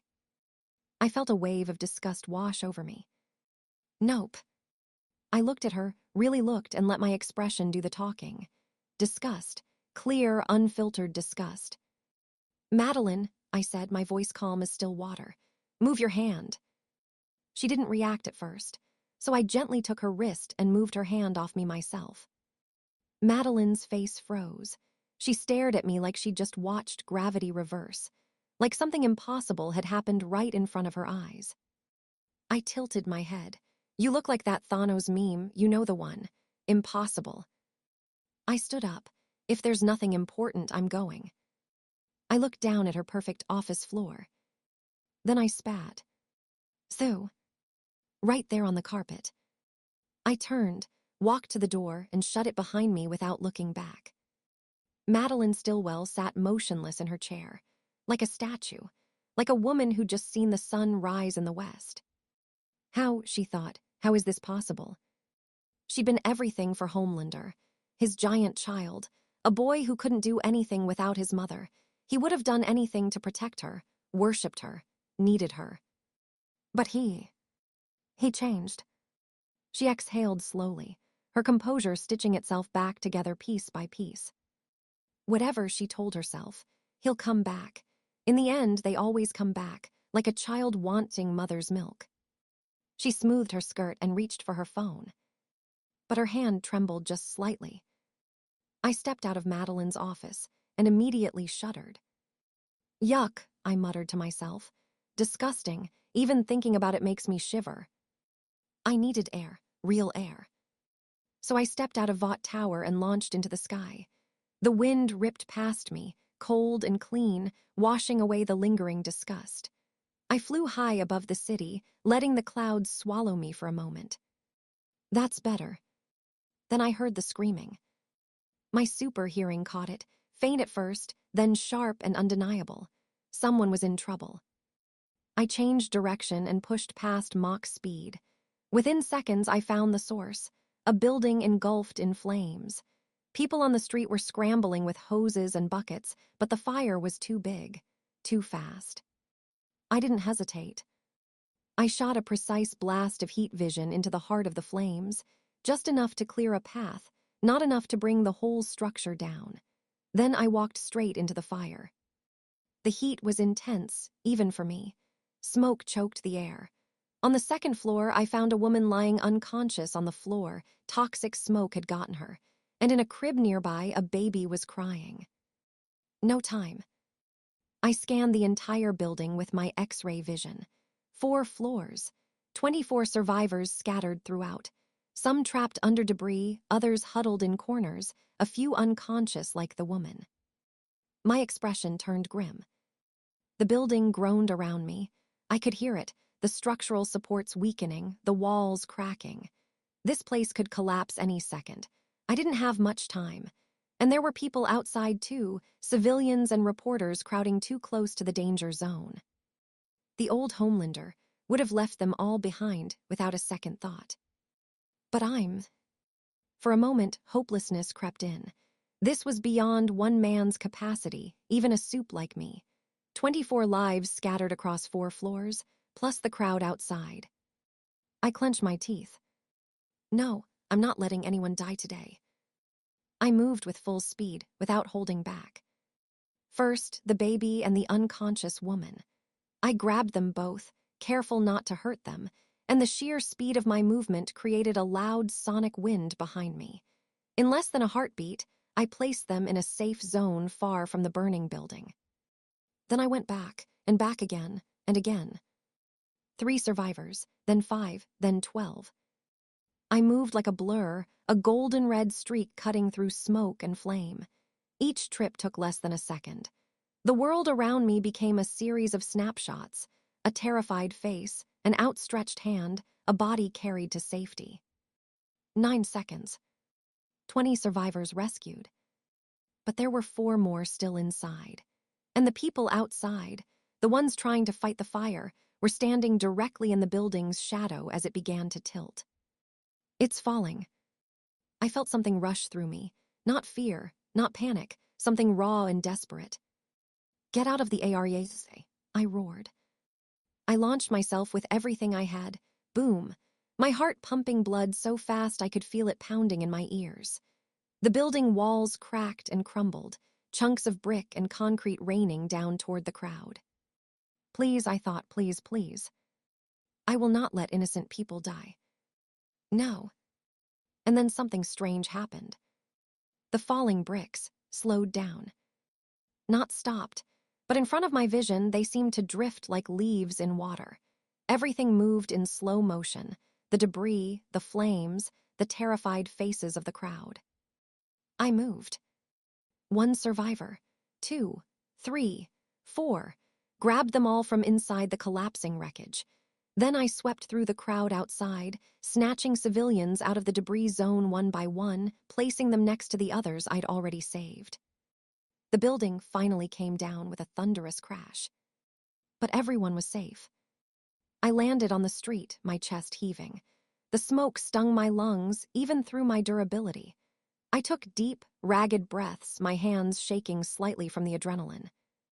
Then I looked up. The crowd was staring at me. Shock, confusion, realization, admiration, gratitude. I saw all of it in their eyes, 100 different emotions all directed at me. I sighed. That was a lot. But no one died. That was enough. The crowd was still staring at me. Some were already stepping forward, mouths opening to shout questions or thanks. In another second, they'd surround me completely. Nope. Without wasting a moment, I launched into the sky. 1 push and I vanished, faster than anyone could track. The sonic boom cracked behind me like a thunderclap. Whoa, that was way faster than before. I kept flying until I reached a quiet forest, miles from any city. Trees below, no people, no cameras. Safe. I landed softly and opened my system interface. New ability unlocked, bioelectric field. My face lit up with surprise. Isn't this Superman's bioelectric field ability? I thought back to the rescue. That moment when everything slowed down, when I moved at impossible speeds without turning anyone into red paste. The bricks falling like leaves. The survivors staying intact despite being yanked at Mach speeds. It's because of the evolution ability, I realized. In that moment, when I felt those extreme emotions, my biology evolved. Then my mind raced further. Is this like Doomsday's evolution, or Mahoraga's adaptation? I sighed. Whatever, I'll figure it out in time. But now it all made sense. Why the people I rescued didn't become meat paste when I moved at full speed. My bioelectric field had unconsciously activated and protected them. It had protected my suit too, though looking down at myself, I realized the suit material was getting worn. I need to change my design, and the material, sometimes it hinders my movements. Well, time to test this new field properly. I settled into a sitting stance on the ground. I clenched my hand into a fist and pressed my fist down against the dirt. Then I tried to control my bioaura. The ground began to vibrate. Cracks spread outward from my hand like spiderwebs. Small dust particles and tiny rocks started floating around my fist, then around my entire body. From a distance, if anyone had been watching, it would have looked like telekinesis. The air around me shimmered, filled with floating debris. My face became blurry, unidentifiable. Anyone looking through a camera would see the same distortion. Perfect, built-in identity protection. I grinned. Then I launched myself into the sky. Sonic boom. Behind me, the ground where I'd been sitting was gone. A 5-meter-wide crater marked the spot. I flew higher, faster, pushing my limits. If anyone could see me now, they'd notice a round field shimmering around my body, my bioelectric aura pushing against the air. After several minutes of testing, I reached my conclusion. Max speed, Mach 30. I am so happy with my new ability, because so much convenient. POV 3. Madeline Stillwell's office. Ashley burst through the door, pale-faced and panicked. Ma'am, there's something important. Madeline looked up from her desk, irritated. What now? Ashley shoved a tablet toward her. Ma'am, see this news. Madeline grabbed the tablet. The screen showed a breaking news banner. Our hero, Homelander saves 2 dozen lives. Building fire survivor count, 24, all rescued, and no one got harmed. She watched the footage, Homelander moving like a blur, the building collapsing, and then, impossibly, everyone safe. Madeline's face went pale. Ashley watched her boss with nervous anticipation. Is this true? Madeline finally asked, her voice barely a whisper. Or is this another scripted PR stunt? Don't forget to like, comment, subscribers, and share to Infinite Novel audiobooks. No, ma'am, it's real. When I first saw it, I couldn't believe it either. Ashley hesitated. Because he's not the kind of person who saves others like that. Madeline stared at the screen for a long moment. You can go, she said quietly. Ashley nodded and hurried out. Madeline sat alone in her office, thoughts racing. No, this isn't right. First, Homelander looks at me with disgust. Now this, he was already unpredictable. Now he's becoming more. She picked up her phone. I have to do something before this gets out of control. She dialed a number. Queen Maeve's apartment. Maeve watched the same news report on her own screen. Her expression was complicated, a mix of disbelief, confusion, and something she didn't want to name. Is this even real? She'd spent years hating Homelander, his disgusting personality, his cruelty, his ego. But lately, she'd noticed changes, small things, the apology for being late, the sincere speech at Starlight's induction, and now this. Even a person like him can change. She didn't know what to feel, so she just kept watching the footage over and over. Elsewhere, a train stared at his phone. The Deep stared at his. Both of them were thinking the same thing. Who the hell is this guy, and how can he do this? 3 days had passed since the building fire incident. People were saying all sorts of things about me online. Some called me a hero. Others thought it was a PR stunt. A few conspiracy theorists insisted the whole thing was CGI. Who cares? I was just enjoying my life to the fullest, drinking milkshakes, playing games, being lazy. In those 3 days, I played a newly released game called 7, First Light. It was based on James Bond. The main character's name was also Bond, and as the story progressed, he became James Bond. The action and storytelling were solid, but there was one problem. The protagonist had infinite charm. He was just banging beautiful women left and right. The receptionist, the biology teacher, random femme fatales. It was ridiculous. But here's the twist. There was a female lead Isola with the exact same personality as Ada Wong. Not just personality, she was a double agent, mysterious, dressed in red. She might as well have been named Ada. First Leon Kennedy had to deal with that, and now Bond. Lol, men. After seeing the Gunnar cutscenes and that female lead, I had one thought. This game should have been called 7, Gunnar Light. Seriously. It contained so much Gunnar bait that if you were a teenager or a man without a wife or girlfriend, after playing this game, you'd be jerking off for hours. If the old me had played this, yeah, I'd have been doing the same thing. My phone rang. I picked up. What now, Madeline? Come to my office, first, now. Fine, coming. I hung up and started walking through the corridor. Then, out of nowhere, a man nearly bumped into me. My super reflexes kicked in, I dodged smoothly, and the man tumbled to the ground. If it had been a woman or a girl, I might have caught her, I thought. But a man, who cares? I looked down at him. He was sweating violently. His whole body trembled. Something was off. I activated my X-ray vision and scanned him. Bones, organs, muscles, everything looked normal, except none of it matched his apparent body type. The skeleton was too small. The organs were positioned wrong. What the hell? I crouched down next to him and spoke quietly, almost casually. Are you a doppelganger by any chance? His eyes went wide, horrified, terrified. How did you? I smiled, a cruel, satisfied smile. Gotcha, bitch. I grabbed his neck and moved, super speed.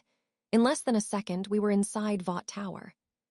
The doppelganger immediately started begging. Please, let me go. I didn't do anything. Please, please. I spat on his face with a disgusted expression. So. Then I grabbed him by the collar and hurled him into the sky with my full strength. Bang! I watched his body soar upward for a moment, then disintegrate.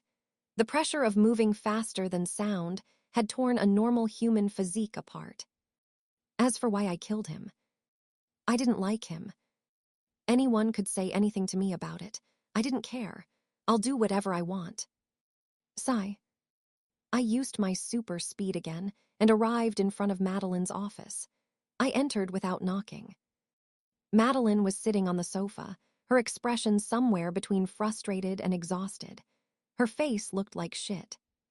Probably because of translucent, I thought. Hee hee. She frowned at me. Why did you take so long? I had something to take care of, finished it, so why did you call me again? She sighed in a depressed tone. We can't find translucent. He's been missing for 4 days. I shrugged with a carefree expression. Well, he's probably in the ladies' washroom, watching and jerking off. Madeline did not look convinced. No, that's not it. He has a tracker on his body, and we can't locate it either. Looks like everything is going according to plan, I thought, hiding my satisfaction. I put on a frown, my best acting. What? Who has the guts to kidnap a member of the Seven? I straightened up. I'll go to his last location. I went to the cybersecurity room. A young Asian woman with glasses sat in front of a computer. When she saw me, she startled. Homelander, do you need something? I could tell she was nervous. Her hands were shaking slightly. I smiled gently at her. Can you help me find Translucent's last location? Yes, sir. Her fingers flew across the keyboard. A few seconds later, she pointed at the screen. Here, this is his last known location. I glanced at the address. I see. Then I looked back at her. Well done. I reached out and ruffled her hair. She turned bright red, blushing all the way to her ears. Cute. Somewhere else. Huey, Butcher, Frenchie, and Mother's Milk were all panicking. Behind them, in a cage, Translucent was yelling. He'll come, anytime now, ha-ha-ha. Butcher spun around, fury in his eyes. Shut up, you mother's cunt. If you talk any more, I'll detonate this bomb right up your ass. Translucent went grimly silent. The group argued among themselves. Frenchie, Butcher said, you go outside, do something to distract Homelander.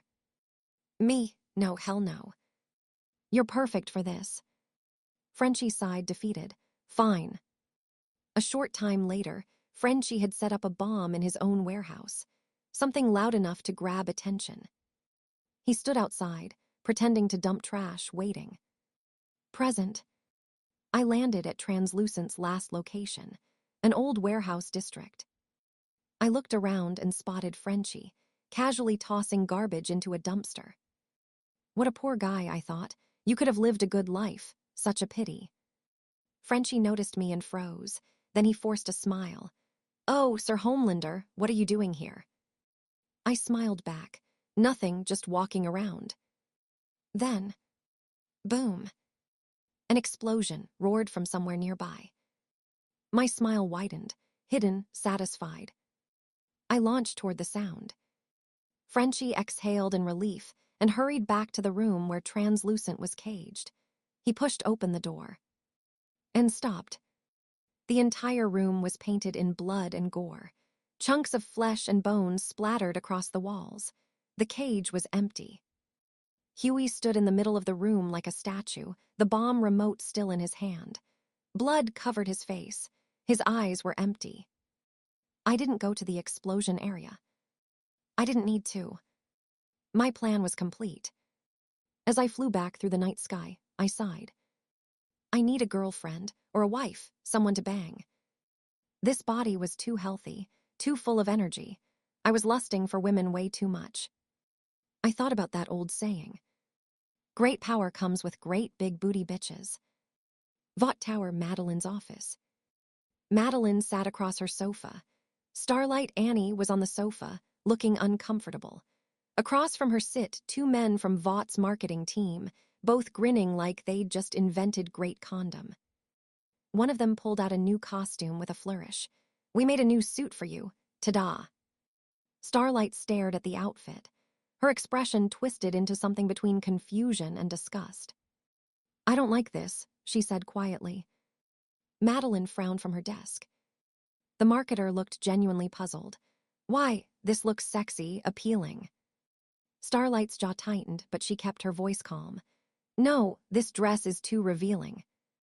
The 2 marketers exchanged a glance, then nodded like they were about to say something profound. That's exactly why we made it like this. It will help you showcase your feminism.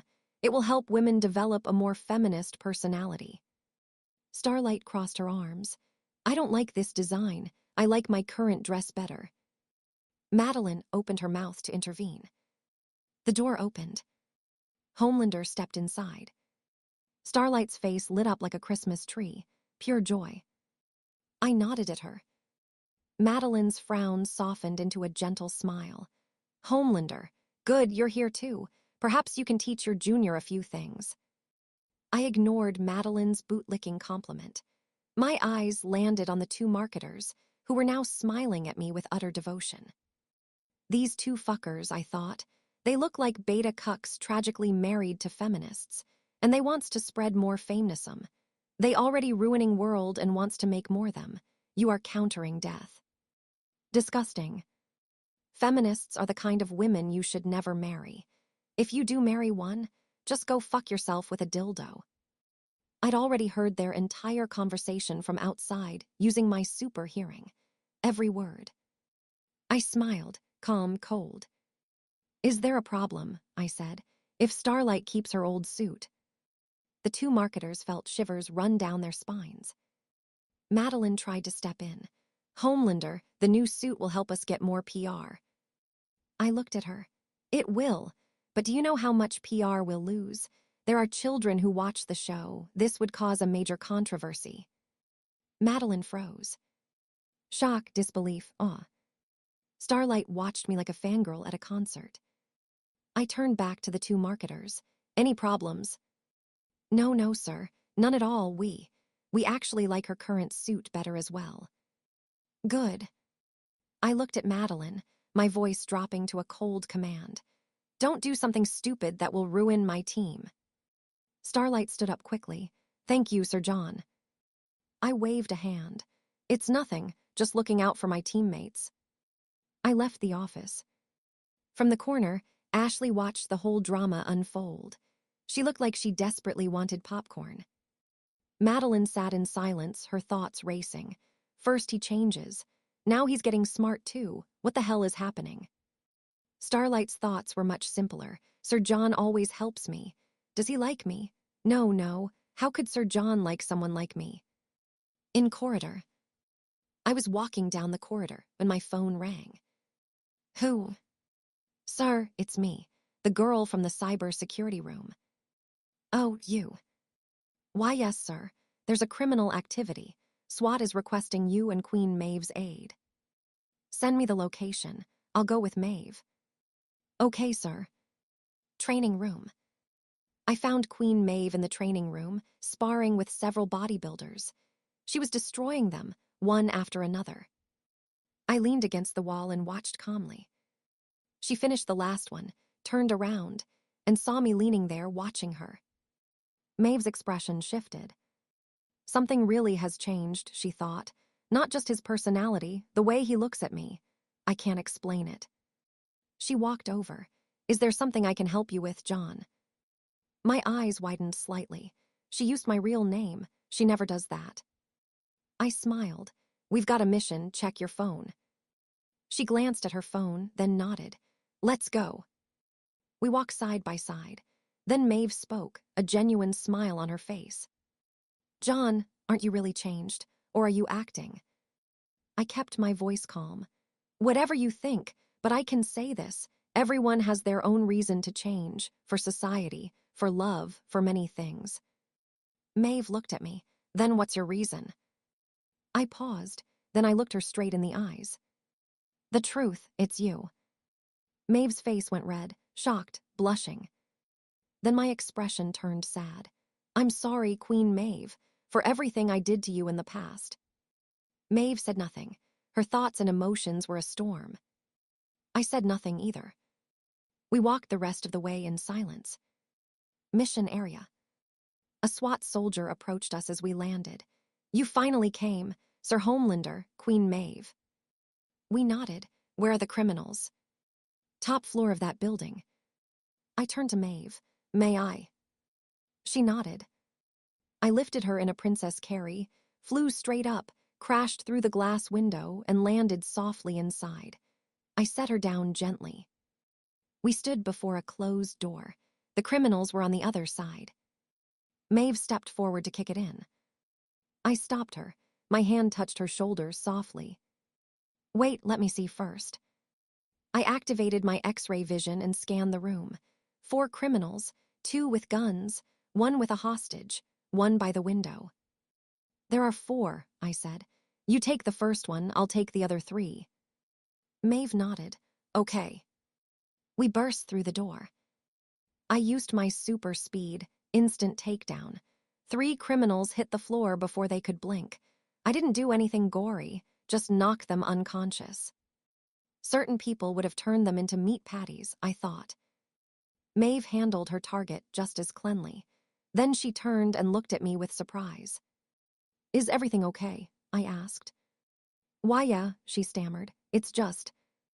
I smiled. Let's hand them over to the soldiers. Maeve watched me as I walked away. He really just knocked them unconscious. No gore, no killing. The old Homelander would have painted the walls red. And earlier, he apologized, genuinely, and flirted with me. He was never this smooth before. She smiled to herself. After we handed over the criminals, the soldiers said, Thank you, Sir Homelander, for coming to help us. I said, well, that's what we're for. If we don't, then who will? We reached Vought Tower. I said to Maeve, we have the A-Train and Shockwave race tomorrow. She said, I know. I looked at her face. It didn't have that much depressing expression. I nodded. I reached my penthouse, changed out of my suit, and wore just boxers. I sat on the sofa, grabbed my phone, and called the cyber security girl. Sir Homelander, do you need something? Nothing, just come to my room. Yes, sir. I hung up. After some time, someone knocked on my door. I smiled evilly and said, Come. I already knew who it was. The girl entered. When she saw me in my boxers, she shyly lowered her head in nervousness. I looked at her properly and got a view of her potential. I thought, this girl looks nerdy, but that doesn't mean she's not beautiful and sexy.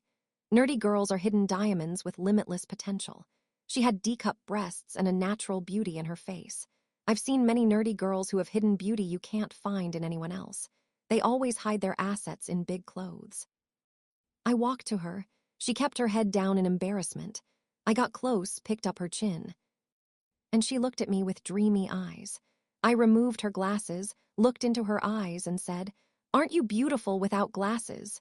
She became a mess of blushes. Next morning, I got up yawning. I looked beside me. The nerdy girl was sleeping blissfully. After last night's session, I learned her name. Her name is also Lana. After hearing that, I blacked out for a moment, but whatever. I sighed, got up, freshened up, and got ready to go to the A-train and shockwave race. Lana woke up and looked at me shyly and nervously. She felt embarrassed about what she'd done the previous night with Homelander. I said, Lana, I don't know what to say, but I really like you. You know I'm not going to stop you no matter what decision you make. I'll respect that. I thought to myself with an evil smile, Heth, I'm emotionally blackmailing her. I'm totally a scumbag. But when Lana heard that, her eyes lit up. She said, No, sir, I really like you too. But you're Homelander and I'm just a normal girl. I can't imagine you'd think that way about me. I smiled gently. Really? I hugged her while she was still naked. I released some hot breaths on her neck and she started getting wet again, shivering. I said, Get freshened up. I have some work to do. Bye. She said, Bye, Sir Homelander. I smiled and nodded. I left for the race show. I arrived at the track where thousands of people were gathered. I didn't land where Maeve was giving her interview because that would ruin it if I landed or started flexing there. I have to be considerate toward girls. They like a caring guy. When Maeve finished her interview, I landed. I thought, I've been watching her interview from the sky. If I were a novel character, readers would say, what an ass MC, watching from the sky instead of going there or say beta. After landing, people started cheering, Homelander. I waved at them. Then I asked Maeve, how was your interview? She smiled and said, it was good. I said sadly, why did you leave without me? You should have called so we could come together. Maeve smiled and said, next time I'll call you. I nodded. Somewhere in the race venue. The boys were also there. They were there for some drugs A-Train had taken to enhance his power. They'd been spying on A-Train's girlfriend for days. Frenchie was in the ventilation vent, watching A-Train and waiting for him to leave. After some time, Maeve and I sat in the upper stands, ready to watch the race. A train and shockwave were ready. At any moment, the gun would fire and the race would start. Maeve said, who do you think will win, John? I said, obviously A-Train. She said, I think so too. But there was a twist. Billy Butcher was standing in his area, looking at me without fear. I looked back at him calmly. Then my smile turned mocking. I thought, just wait, Butcher. I will fuck your wife senselessly. I'll make a video of it and send it to you as a surprise gift. After seeing my mocking smile, Butcher frowned. I ignored him and focused on the race. The race finished. A train won. As for Annie, she was spending time with her fans. Butcher got a call from Mother's Milk. We got something important.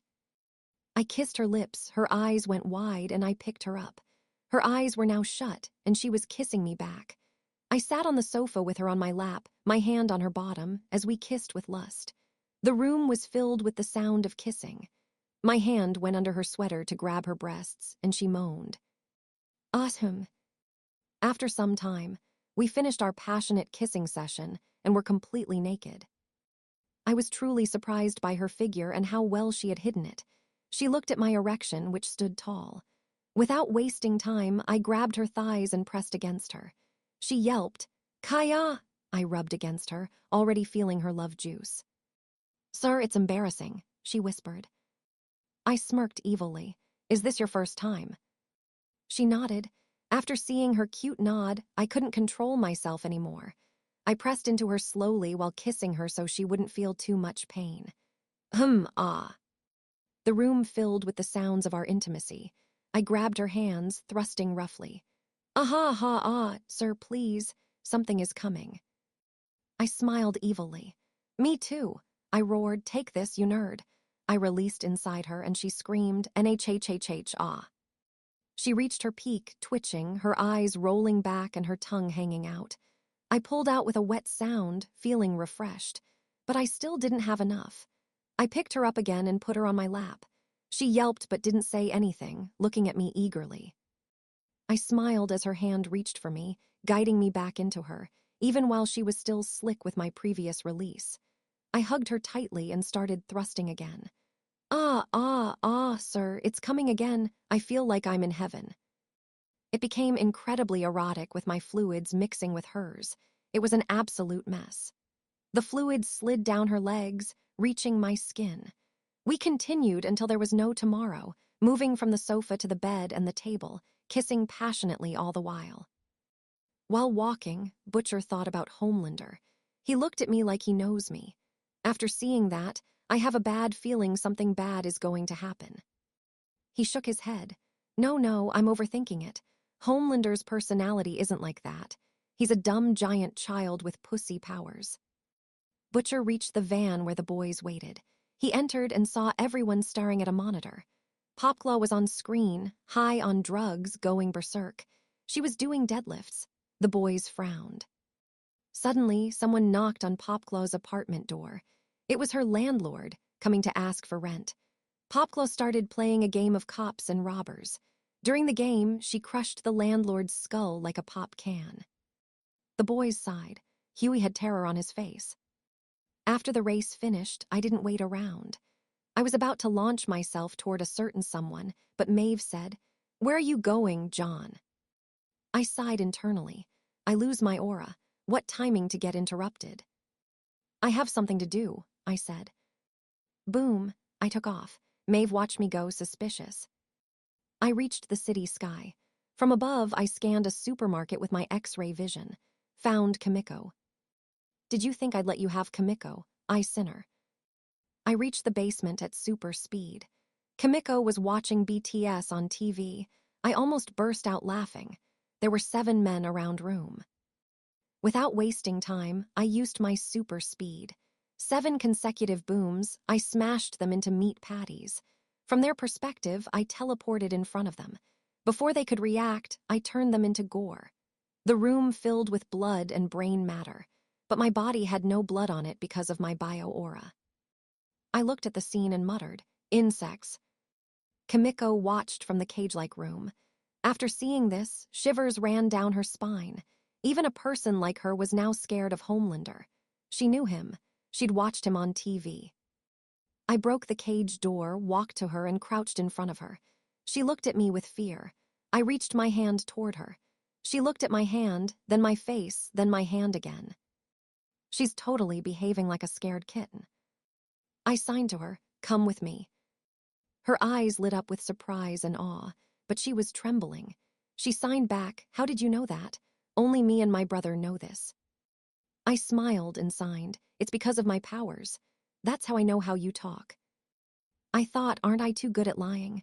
Truth is, I learned this when I watched the show. Some will say it's total bullshit. Who cares? Let them think whatever they want. Kimiko looked at me with a hint of trust. "So come with me." She nodded. I picked her up without saying a word. She got startled. I reached my penthouse, put her down, gave her some clothes, and let her take time to settle in. Then I started strolling around Vought Tower. The Deep was thinking. He should ask Homelander for help with the ocean. People were turning it toxic. Many fish and dolphins were dying. Homelander had changed, so the Deep believed he would definitely help. Then he saw Homelander coming. Sir Homelander." I smiled. "What happened, Fish Prince? Do you need something from me?" "Yes, sir. I need some help." "What?" "Sir, so many fish are dying because people are dumping garbage and everything." After hearing that, I thought logically. Indeed, humans are destroying aquatic life. "Wells Deep, I will definitely help you. Just call me when you need help. And I'm really proud of you, Deep, the way you care for the ocean." We nodded to each other. I left. The Deep stood there in awe. He thought, why am I starting to become a fan of Homelander? He's totally becoming the superhero character I wanted to be as a child. I don't know, but I'm so happy that he's changing. He sighed. "I'm becoming too emotional. Don't forget to like, comment, subscribers, and share to infinite novel audiobooks." While walking, I thought, hey, this is just the start of the game, all according to plan. I pushed my non-existent glasses up the bridge of my nose. If I had glasses, they would have reflected light right now. Ding. What the fuck? Who's calling now? I saw it was Madeline, the bitch. I picked up. Huh, what now? Should I come and fuck you? Madeline stammered. No, Homelander. There's really an emergency. You have to come first. But you can fuck me later if you want. I got shivers. Hell no, I'm fine. I'm coming. I reached the main Seven's room. Maeve was there too. I thought, oh, now I remember. It's about the plane hijacking. I went with the flow of the conversation. They're a lock, John, Queen Maeve said, her voice tight over as they trailed the hijacked Flight 37. 3 armed hostiles. They've already killed the air marshal.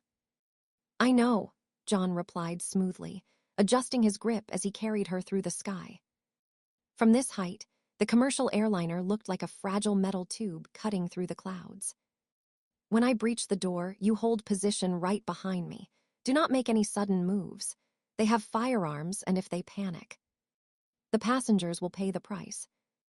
Maeve gave a sharp, serious nod. The casual, lazy Homelander she used to know was completely gone. In his place was someone authoritative, focused, and, dare she think it, dependable. John aligned his flight path with the cabin windows. As they drifted alongside the speeding aircraft, his eyes locked onto a small window. A little girl, no older than 7, was pressed against the glass. Her hands were clasped in a desperate prayer, tears streaking her face. But then she saw them.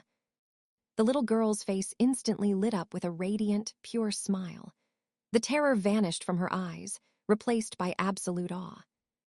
John felt a strange tug in his chest, the raw, unfiltered high of being a real hero. He smiled back warmly and pressed a single finger to his lips, gesturing for her to stay quiet.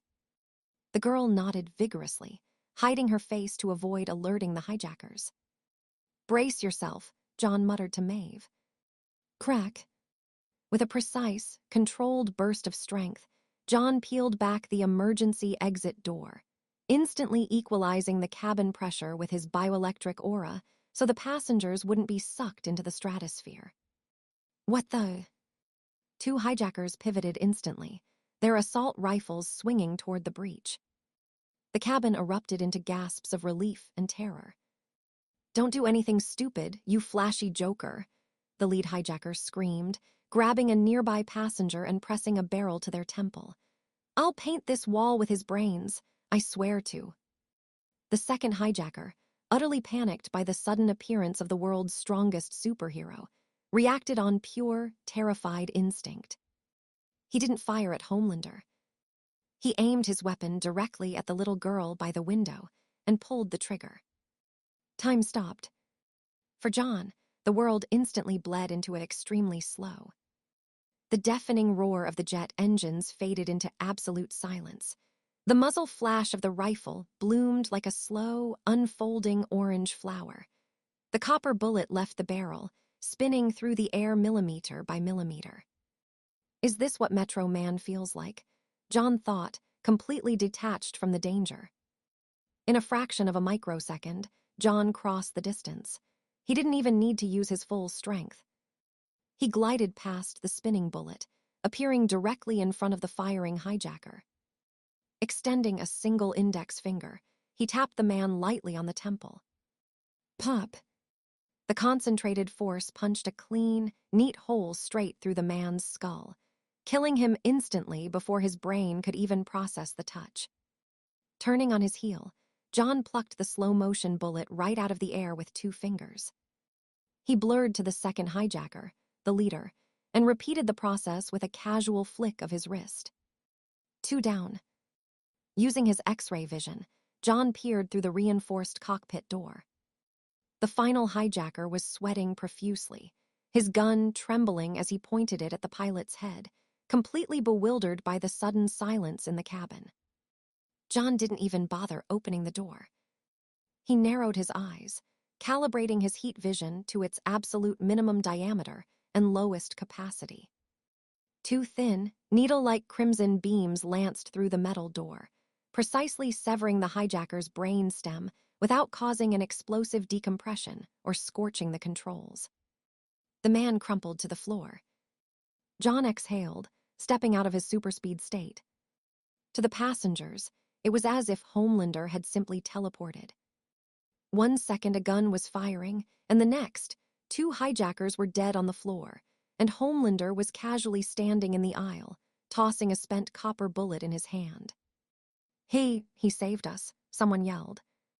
The cabin erupted into deafening cheers. Homelander, Homelander. John flashed his trademark, brilliant smile, waving to the crowd with practiced ease. He walked over to the little girl, whose eyes were wide with wonder. "Thank you, Mr. Homelander," she chirped, her voice trembling with joy. "No worries, sweetie," John said gently, reaching down to ruffle her hair. "You're safe now." Behind him, Queen Maeve stood frozen. Her mind was reeling, trying to process what she had just witnessed. I didn't even see him move, she thought, her heart hammering against her ribs. She just blinked and it was over. I knew John was strong, but this isn't just strong, he's super strong. After dropping a stunned Maeve back at Vought Tower and letting the marketing team handle the incoming media shitstorm, Sope flew straight up into the stratosphere. Within an hour, the internet was completely broken. Videos recorded by the passengers on Flight 37 were going viral globally. The world was crying tears of joy for a heroic Homelander. But hovering in the cold, thin air of the upper atmosphere, John wasn't celebrating. He was thinking. "I've been getting arrogant," he admitted to himself, staring down at the curved blue horizon of Earth. "I've been thinking I'm invincible just because I can bully the local sups. But what about Soldier Boy? What about tactical nuclear weapons? What if my presence completely alters the plot?" He opened his system interface, staring at the text. "Current power level, town level. If readers out there think this system is my ultimate cheat, they're dead wrong," Sope thought with a smirk. "My real cheat is my evolution ability. If I ever get dropped into another world, if this system recharges and dumps me into Warhammer 40K, Elden Ring, Dark Souls, or the SCP universe, I am totally cooked with just town-level strength. Omnimen or the Viltrumites would turn me into a literal meatball." He paused, a stray thought drifting through his otaku mind. Well, if it's Elden Ring, maybe I wouldn't mind being cooked by Mommy Queen Marika and Melina. Even a guy like me has to simp a little. And if I ever visit Invincible, I am definitely smashing Anissa. Hech. John shook his head, clearing his thoughts. Focus. How do I force this evolution ability to trigger? In the fire, it triggered because of extreme emotion. What if I use my meta-knowledge of other universes to push my body to its absolute limits? He looked up, past the darkness of the atmosphere, toward the blazing, white-hot star dominating the solar system. Superman gets a sun dip. Let's see what happens to a Homelander. With a sudden burst of speed, Sope shattered the atmosphere, breaking into the vacuum of space within 13 seconds. His bioelectric aura flared to life, keeping the vacuum from boiling his blood. Around him, stars blinked in the endless void, and distant meteorites drifted silently. But his eyes were locked on the sun, shining with a blinding, mesmerizing white light. He flew toward it. But he didn't even cover 3 million miles of the massive 150 million mile journey before the pressure hit him like a physical wall. "Arg!" John groaned, his brow furrowing as an unbearable, crushing weight pressed down on his chest. Every cell in his body began to vibrate violently, reacting to the intense cosmic radiation and gravitational pull.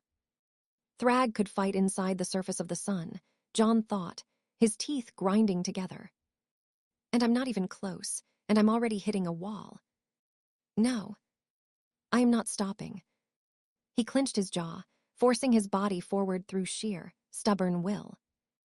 At 5 million miles, the ambient heat and cosmic radiation became absolute hell. His Vought suit instantly disintegrated, turning to ash in the void.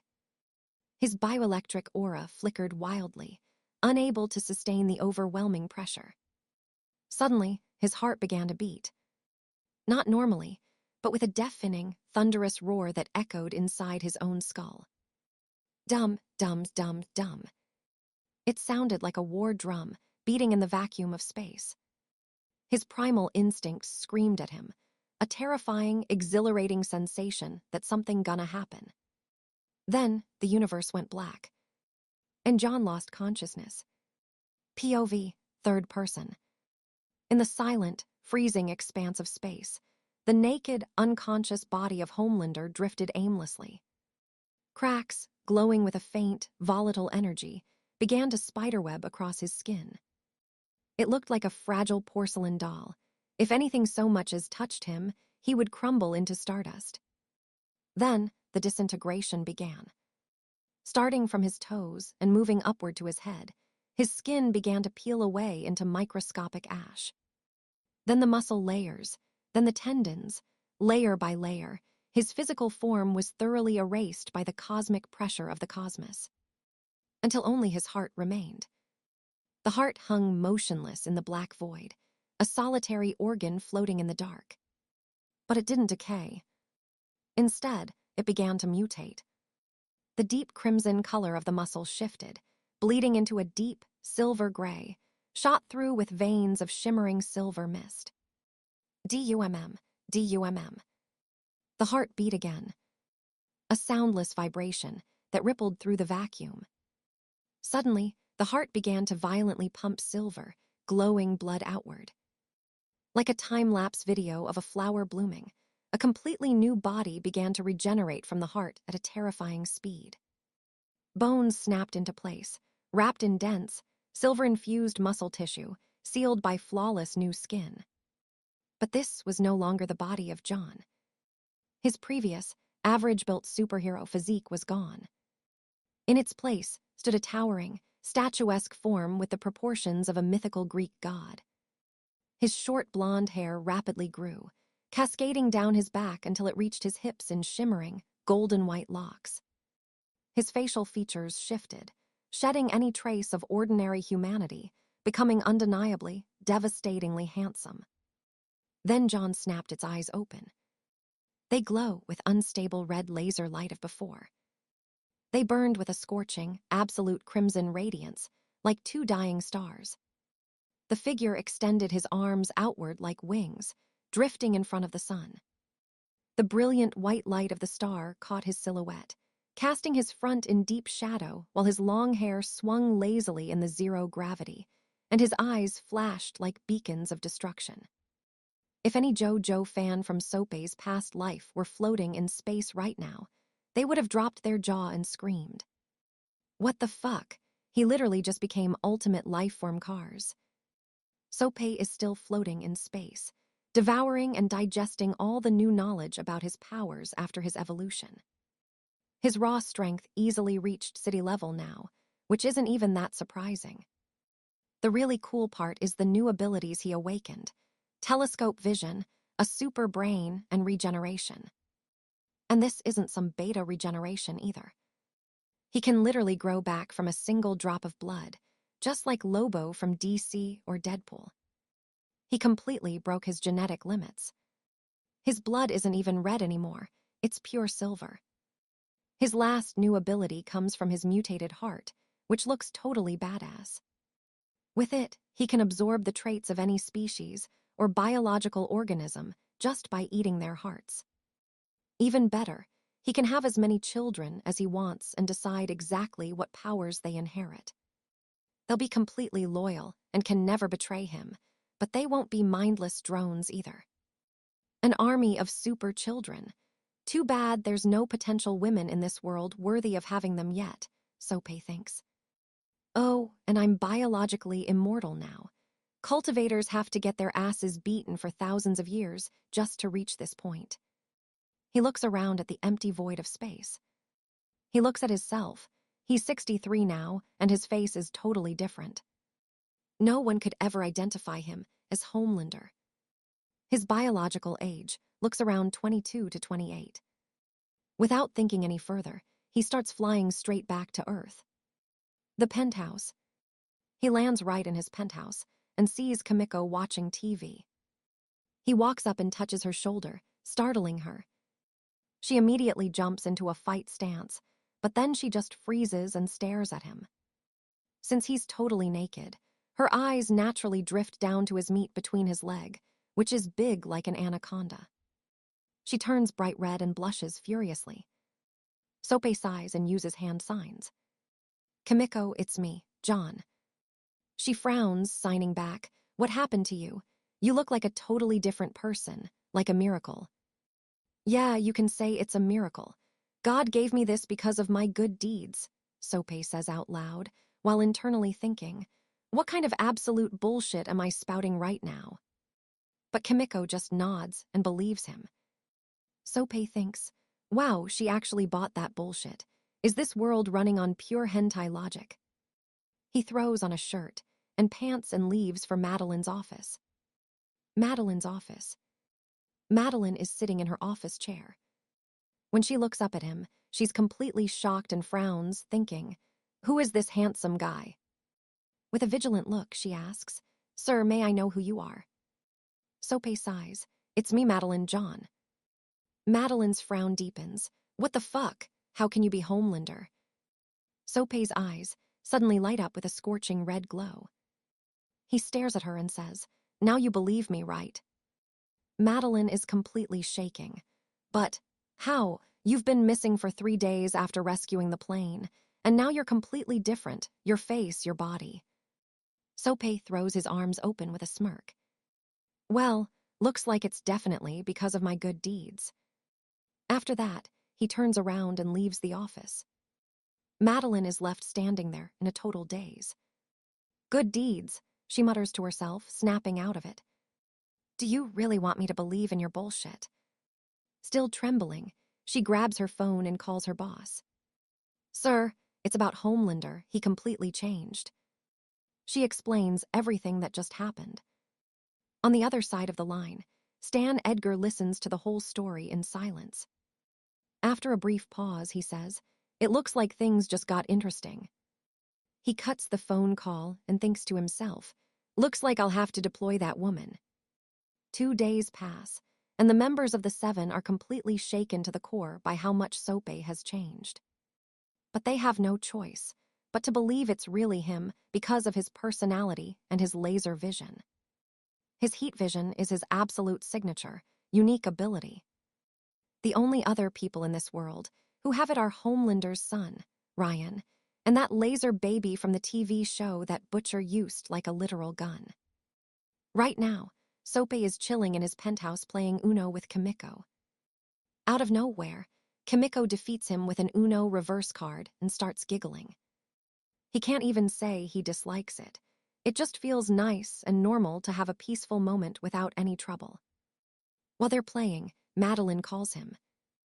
John, there's a VOT campaign. With your new look, you can easily create a massive following. It'll completely boost our popularity. Plus, it's a Christian campaign. You know exactly what I mean. Sope cuts the call right there. He sneers internally, knowing VOT just wants to use him for their own benefits. But he has his own plans. Instead of VOT using him, he's going to use them to create a full-blown cult dedicated to himself. He tells Kimiko he has some business to attend to, and she just nods. He goes to pick up a brand new suit he created. This suit looks identical to Absolute Superman, but styled in pitch black and dark red. Looking at himself in the mirror, he sees his new 63 frame, long blonde hair, piercing blue eyes, and a ridiculously lean body with steel-like muscles. He has basically 0% body fat, and the suit clings so tightly to his muscles that they are completely visible from the outside. His cape is flowing perfectly, a total aura farmer just like Absolute Superman. Seeing him in the suit, Kimiko stares at him with mesmerizing eyes and signs. It looks really cool. Sope just smiles at her remark. With a massive sonic boom, he flies off and reaches the campaign venue in just 3 seconds flat. Sope lands slowly onto the main stage. The entire crowd looks at him in pure awe, filled with curiosity, while the girls instantly start blushing. He thinks to himself, wow, looks like my charm stats have reached a whole different level. Ezekiel steps up to introduce him to the thousands of people gathered, shouting, this is our new Homelander. who has been blessed by God because of his good deeds. Hearing this, the crowd goes absolutely wild, cheering for Homelander. Soapei secretly thinks, thank God most of the civilians in the boys' universe are complete idiots. He decides to take immediate advantage of the situation. He speaks into the mic, listen to me, people. God has bestowed these powers upon me because of my good deeds. If you guys want to become like this, then worship God and Jesus. He looks out at the massive crowd. Who among you wants to become a true believer? The crowd starts screaming frantically, I. Some girls in the front row are literally crying out, Homelander, please give me your child. I want to get pregnant with your child, Homelander.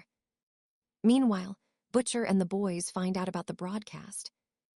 They are completely shaken to their core, seeing how Homelander has changed. But after looking at him, they figure it's impossible for the real Homelander to change this much. They think it's not the real guy at all, and that Vought must be pulling a fast one with a replacement or a clone. Back at the campaign, Soapei spends some quality time interacting with his fans. The girls are crowding around him so intensely that he feels like a top-tier K-pop idol. He realizes that being way too handsome can sometimes be a real trouble. As for the guys in the crowd, they keep telling him that his new suit looks absolutely peak aura farming. Soapei ends up having a ton of fun talking with his fan homies. He totally lets his inner otaku out, casually discussing upcoming video games with them. The fanboys are completely stunned, and in awe that a top-tier superhero is actually into gaming. His public personality is smooth, cool, and charming, basically just like Henry Cavill, who happened to be his ultimate homie in his previous life. After finishing my work with the fans, I left straight for the ocean. Well, there was something I really wanted to try. I couldn't just laze around just because I am strong now. Now I have to grind. Grind is everything. With that, I entered the ocean. I wanted to train my body while going deep, scanning the dark water with my telescopic vision. But as I was scanning around, I suddenly found the deep. This fish fucker was literally thrusting his hips up and down, doing it with a whale. I got in total shock. Hell nah. How is this fish fucker doing something like this with a whale?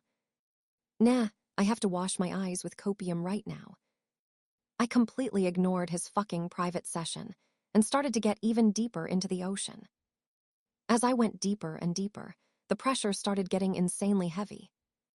I found various weird barrage creatures down there, but they weren't life-threatening at all. After reaching a depth where the pressure was barely bearable, I started to practice some serious fighting skills like Jeet Kune Do and CQC.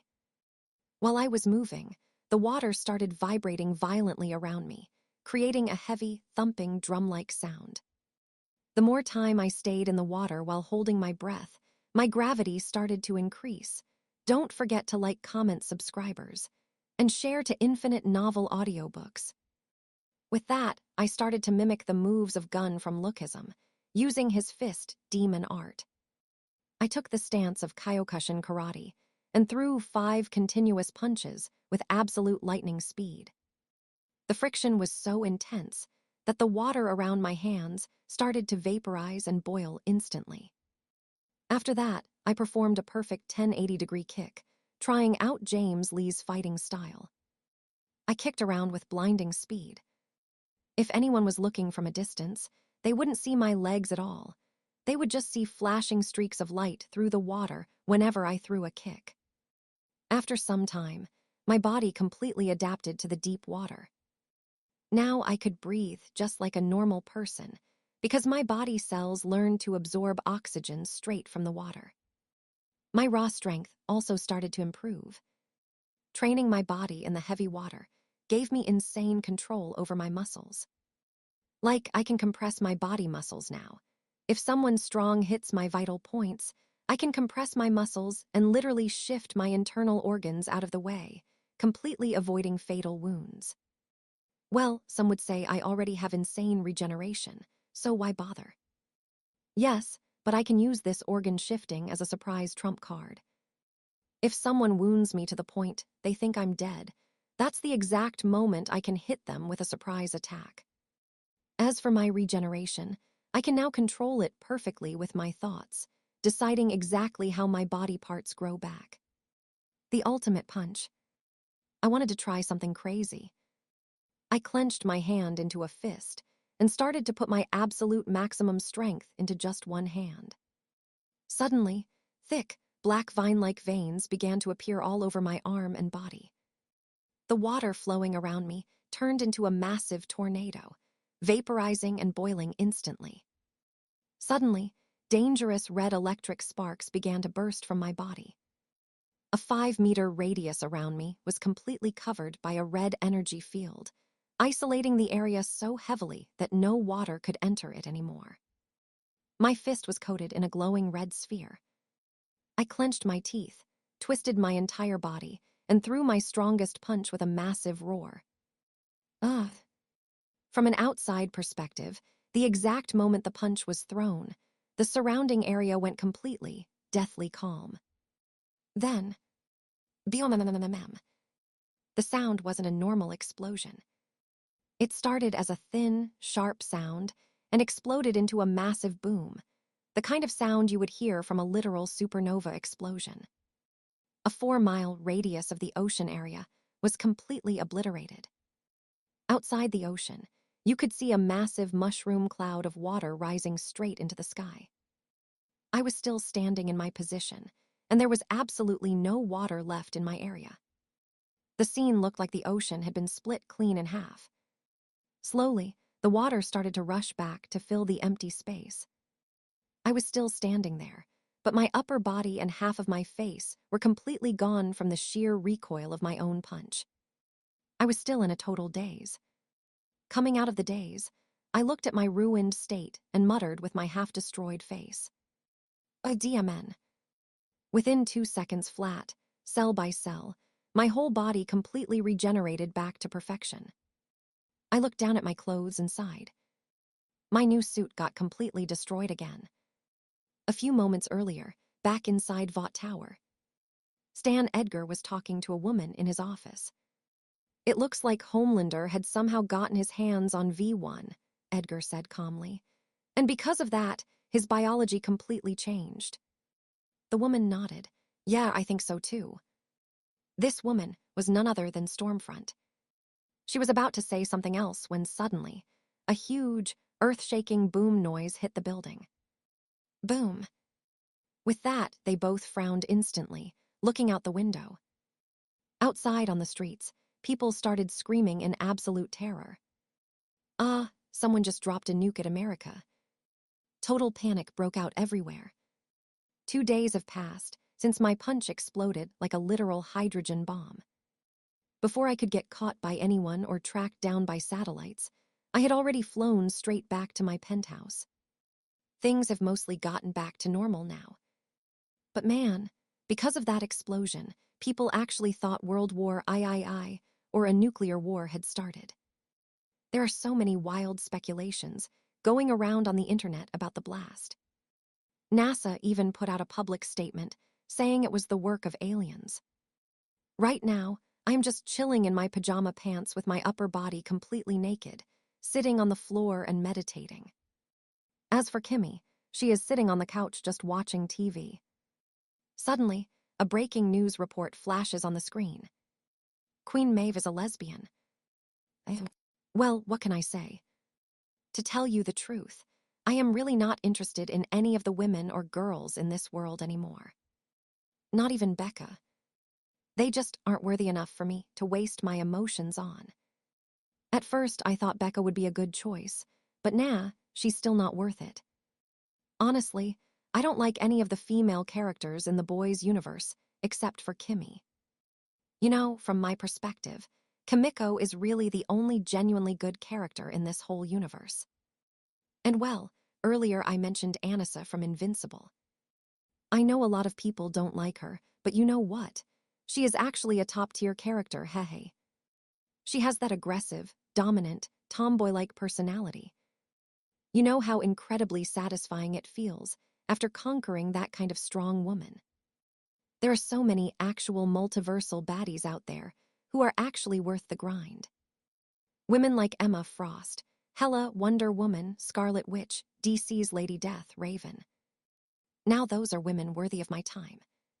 Since Vought wanted to use me for their Christian campaign, I decided to completely hijack it and use them instead. Over the next few days, I used my super brain to coordinate the perfect strategy. I didn't just stop at that one stage with Ezekiel. I started appearing globally, hosting massive blessing rallies. With my young master like charm, my flawless 63 physique, and my absolute aura, it was ridiculously easy. I told the media that my transformation was visual proof of God's divine favor. I set up an official organization called the Disciples of the Absolute. I didn't even need Vought's marketing team. I just went live on social media, looking like a literal holy deity with my long blonde hair and glowing blue eyes, telling the world that traditional heroes were outdated, and that true strength comes from absolute devotion to the divine order, which, conveniently, I represented. Prize for the Emperor. Within days, the cult exploded globally. Millions of fanatical followers started wearing black and red, building shrines, and worshipping me like a living god. Donations poured in by the billions, completely bypassing Vought's corporate accounts. Madeline and Stan Edgar are being driven absolutely insane behind the scenes because they can't control my PR or my image anymore. I became too big to cancel, too big to handle. Right now, I am back in my penthouse, standing by the massive glass window and looking down at the city, visualizing how I'm going to exploit this world before leaving it behind. Suddenly, the balcony doors fly open with a harsh, violent gust of wind. A woman steps inside, floating slightly off the ground with dark purple electricity crackling around her fingers. It's Stormfront. She looks at me with an arrogant, superior smirk. Thanks to Stan Edgar's briefing. She genuinely thinks I am just some V1-boosted clone or a corporate puppet Vought whipped up in a secret lab to replace the old, unstable Homelander. So you're the new corporate puppet Stan told me about, Stormfront says, her voice dripping with pure attitude as she glides closer, her eyes scanning my new face. Nice look. Too bad you're just a fake replacement. I don't even say a word. I just turn around slowly, adjusting my stance, and let out a mere fraction of my absolute Homelander aura. Instantly, the atmosphere in the penthouse completely shatters. The air becomes incredibly dense and heavy, and the room's gravity drops so hard that the concrete floor beneath her boots begins to web and crack. The smug purple electricity sparking around her fingers instantly fizzles out and vanishes into nothing. Stormfront's arrogant smirk completely disappears. Her face turns paper-white, and her eyes widen in pure, unadulterated terror. Her super senses are violently screaming at her, telling her that she isn't looking at a Vought science experiment. She is standing in front of an actual, primordial god. Her knees literally start to tremble under the sheer, crushing weight of my psychological pressure. I step closer, my steel-like muscles visible through my tightly clinging black and red suit, my long blonde hair flowing slightly from my bioelectric field. I look down at her frozen, trembling face with complete coldness. A puppet, I say smoothly, my voice echoing with absolute authority. Know your place, bitch. Stormfront is still on her knees, completely paralyzed by my aura. Tears of pure terror are streaming down her face as she stares up at me. She tries to open her mouth to beg, but the crushing pressure won't even let her speak. You thought you were a goddess among humans, didn't you? I say smoothly, walking over and looking down at her like she's a pathetic insect. But to me, you're just a battery. I don't waste any more words. I drive my hand clean through her chest with absolute speed. Her eyes widen in shock as my fingers wrap around her heart. With one clean jerk, I rip it out. Her body slumps to the floor, lifeless. Looking at the pulsing organ in my hand, I don't feel any disgust. I just open my mouth and consume it. The moment it enters my system, my mutated heart violently reacts. A dark, terrifying energy surges through my veins, and my silver blood pumps like crazy. Suddenly, a cold system notification rings inside my head. System notification. World travel function, charging. Current charge, 48%. Condition met. Host has unlocked full conscious control over the assimilation trait. You can now choose whether to accept or reject an opponent's biological traits upon consuming their heart. I look at the notification and smirk. Perfect. I don't want any of her trash electricity or her disgusting racist genetics anyway. Reject traits. My system immediately filters out her powers, using the raw biological essence purely as fuel to charge my world travel function. 48% charge just from her. My super brain instantly calculates the math. If I want to hit 100% and break free from this universe, I need someone way stronger. Soldier Boy, if I take his heart, the charge will easily hit 100%.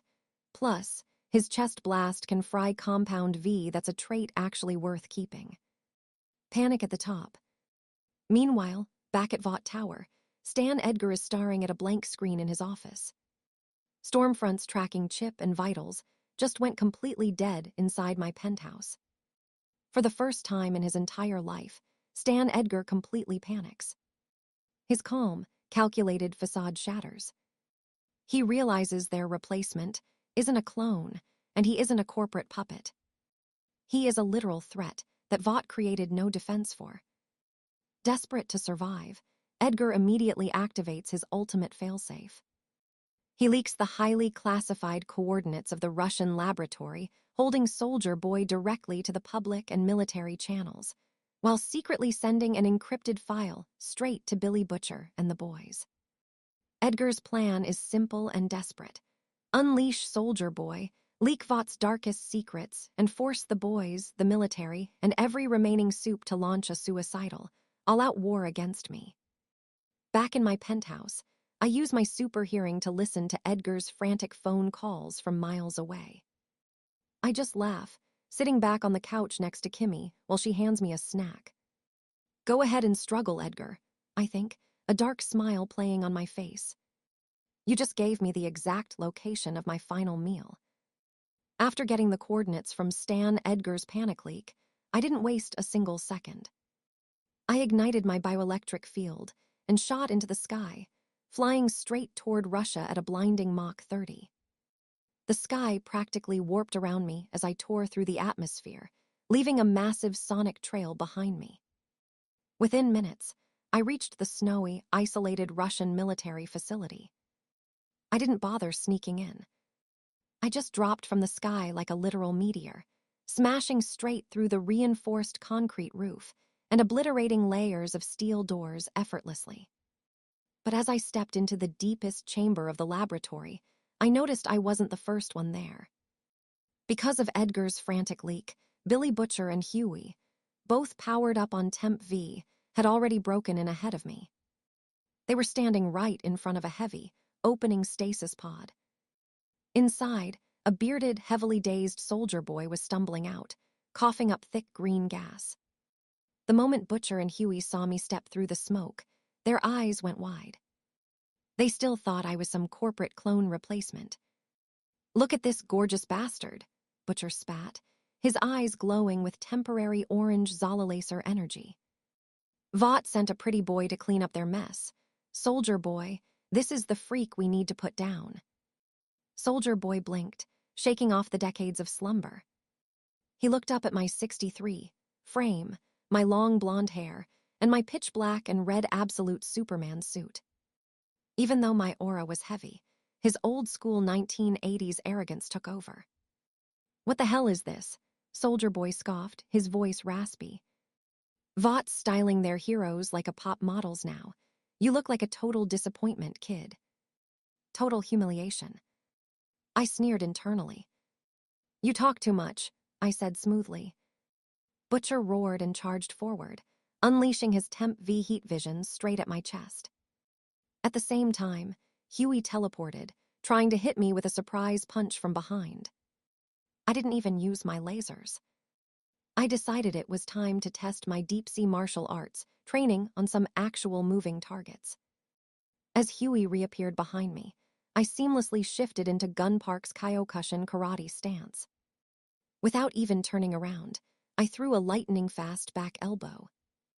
The sheer muscle control allowed me to compress my impact, sending Huey flying across the room and smashing through a brick wall before he could even register what hit him. Butcher's laser vision slammed directly into my chest, but my bioelectric field completely absorbed the heat, leaving my skin flawless. Butcher closed the distance and threw a heavy, superpowered fist straight toward my liver. Instead of dodging, I stood perfectly still. The moment his fist connected, Butcher's fist hit me like it was striking solid steel. He gasped in pain, his knuckles literally cracking against my compressed muscles. Butcher. My turn, I smirked. I instantly switched to James Lee's fighting style. To Butcher and the surviving guards, it looked like the room filled with blinding streaks of light. I unleashed a barrage of rapid kicks at blinding speed. Every single strike connected with Butcher's face and ribs, completely breaking his Temp V durability until he collapsed onto the floor, spitting blood and staring up at me in pure, unadulterated horror. The final meal. Soldier Boy's eyes widened as he watched me effortlessly trash 2 Temp V users. Realizing I was a completely different beast, he gritted his teeth and started channeling his chest blast. Bright, radioactive energy began to glow heavily inside his chest cavity. Die, you arrogant freak, Soldier Boy screamed, unleashing a massive beam of radioactive energy straight at my face. The blast hit me dead on, filling the entire room with a blinding light. But I just walked right through the radiation like it was a warm summer breeze. My shattered genetic limits made me completely immune to his power-frying radiation. Before the light could even fade, I closed the gap instantly. Soldier Boy didn't even have time to raise his hand to stop my attack before my hand drove clean through his chest and flesh. Splat.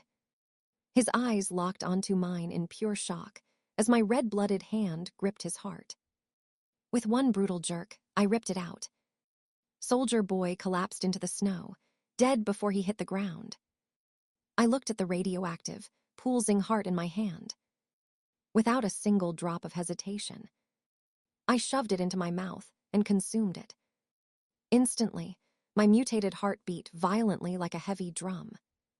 A massive wave of atomic energy surged through my silver blood, and the system interface violently flashed green right in front of my eyes.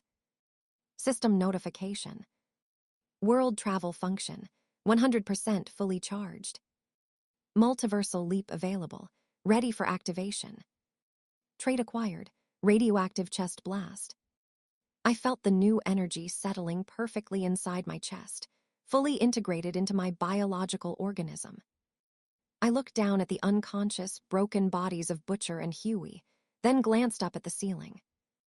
Vought was ruined, the world was in total chaos, and I had completely sucked this universe dry of any potential entertainment. Time to leave this trash world behind and find some real multiversal baddies. And I completely ignore the broken, bleeding bodies of Butcher and Huey groaning on the floor. I ignite my bioelectric field and blast straight back to America at Mach 30. Before I leave this trash world behind, Vought needs to pay the ultimate price for trying to play me. The moment I cross into American airspace, I use my super brain and advanced senses to hack every single satellite, TV station, and social media platform globally. My flawless, handsome face and long blonde hair appear on billions of screens simultaneously. Lol Chinese young master face. I look like a literal holy deity descending from the heavens. My beloved disciples, I speak into the global broadcast, my voice perfectly dripping with sorrow and divine authority. Vought has sinned beyond redemption. The corporate executives, led by the corrupt Stan Edgar, grew jealous of God's blessing inside me. In their desperate greed, they went to Russia and unleashed an ancient, radioactive demon, Soldier Boy, to destroy me and slaughter millions of innocents. I pause, letting the global audience gasp in horror.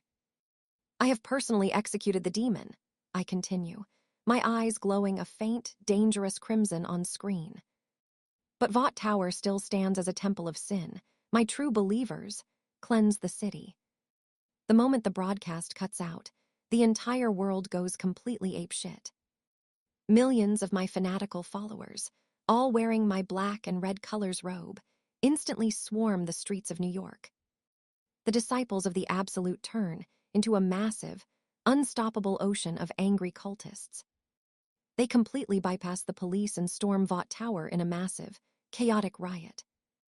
Inside his top-floor office, Stan Edgar stands by the window, watching his entire corporate empire literally get torn apart brick by millions of fanatical people.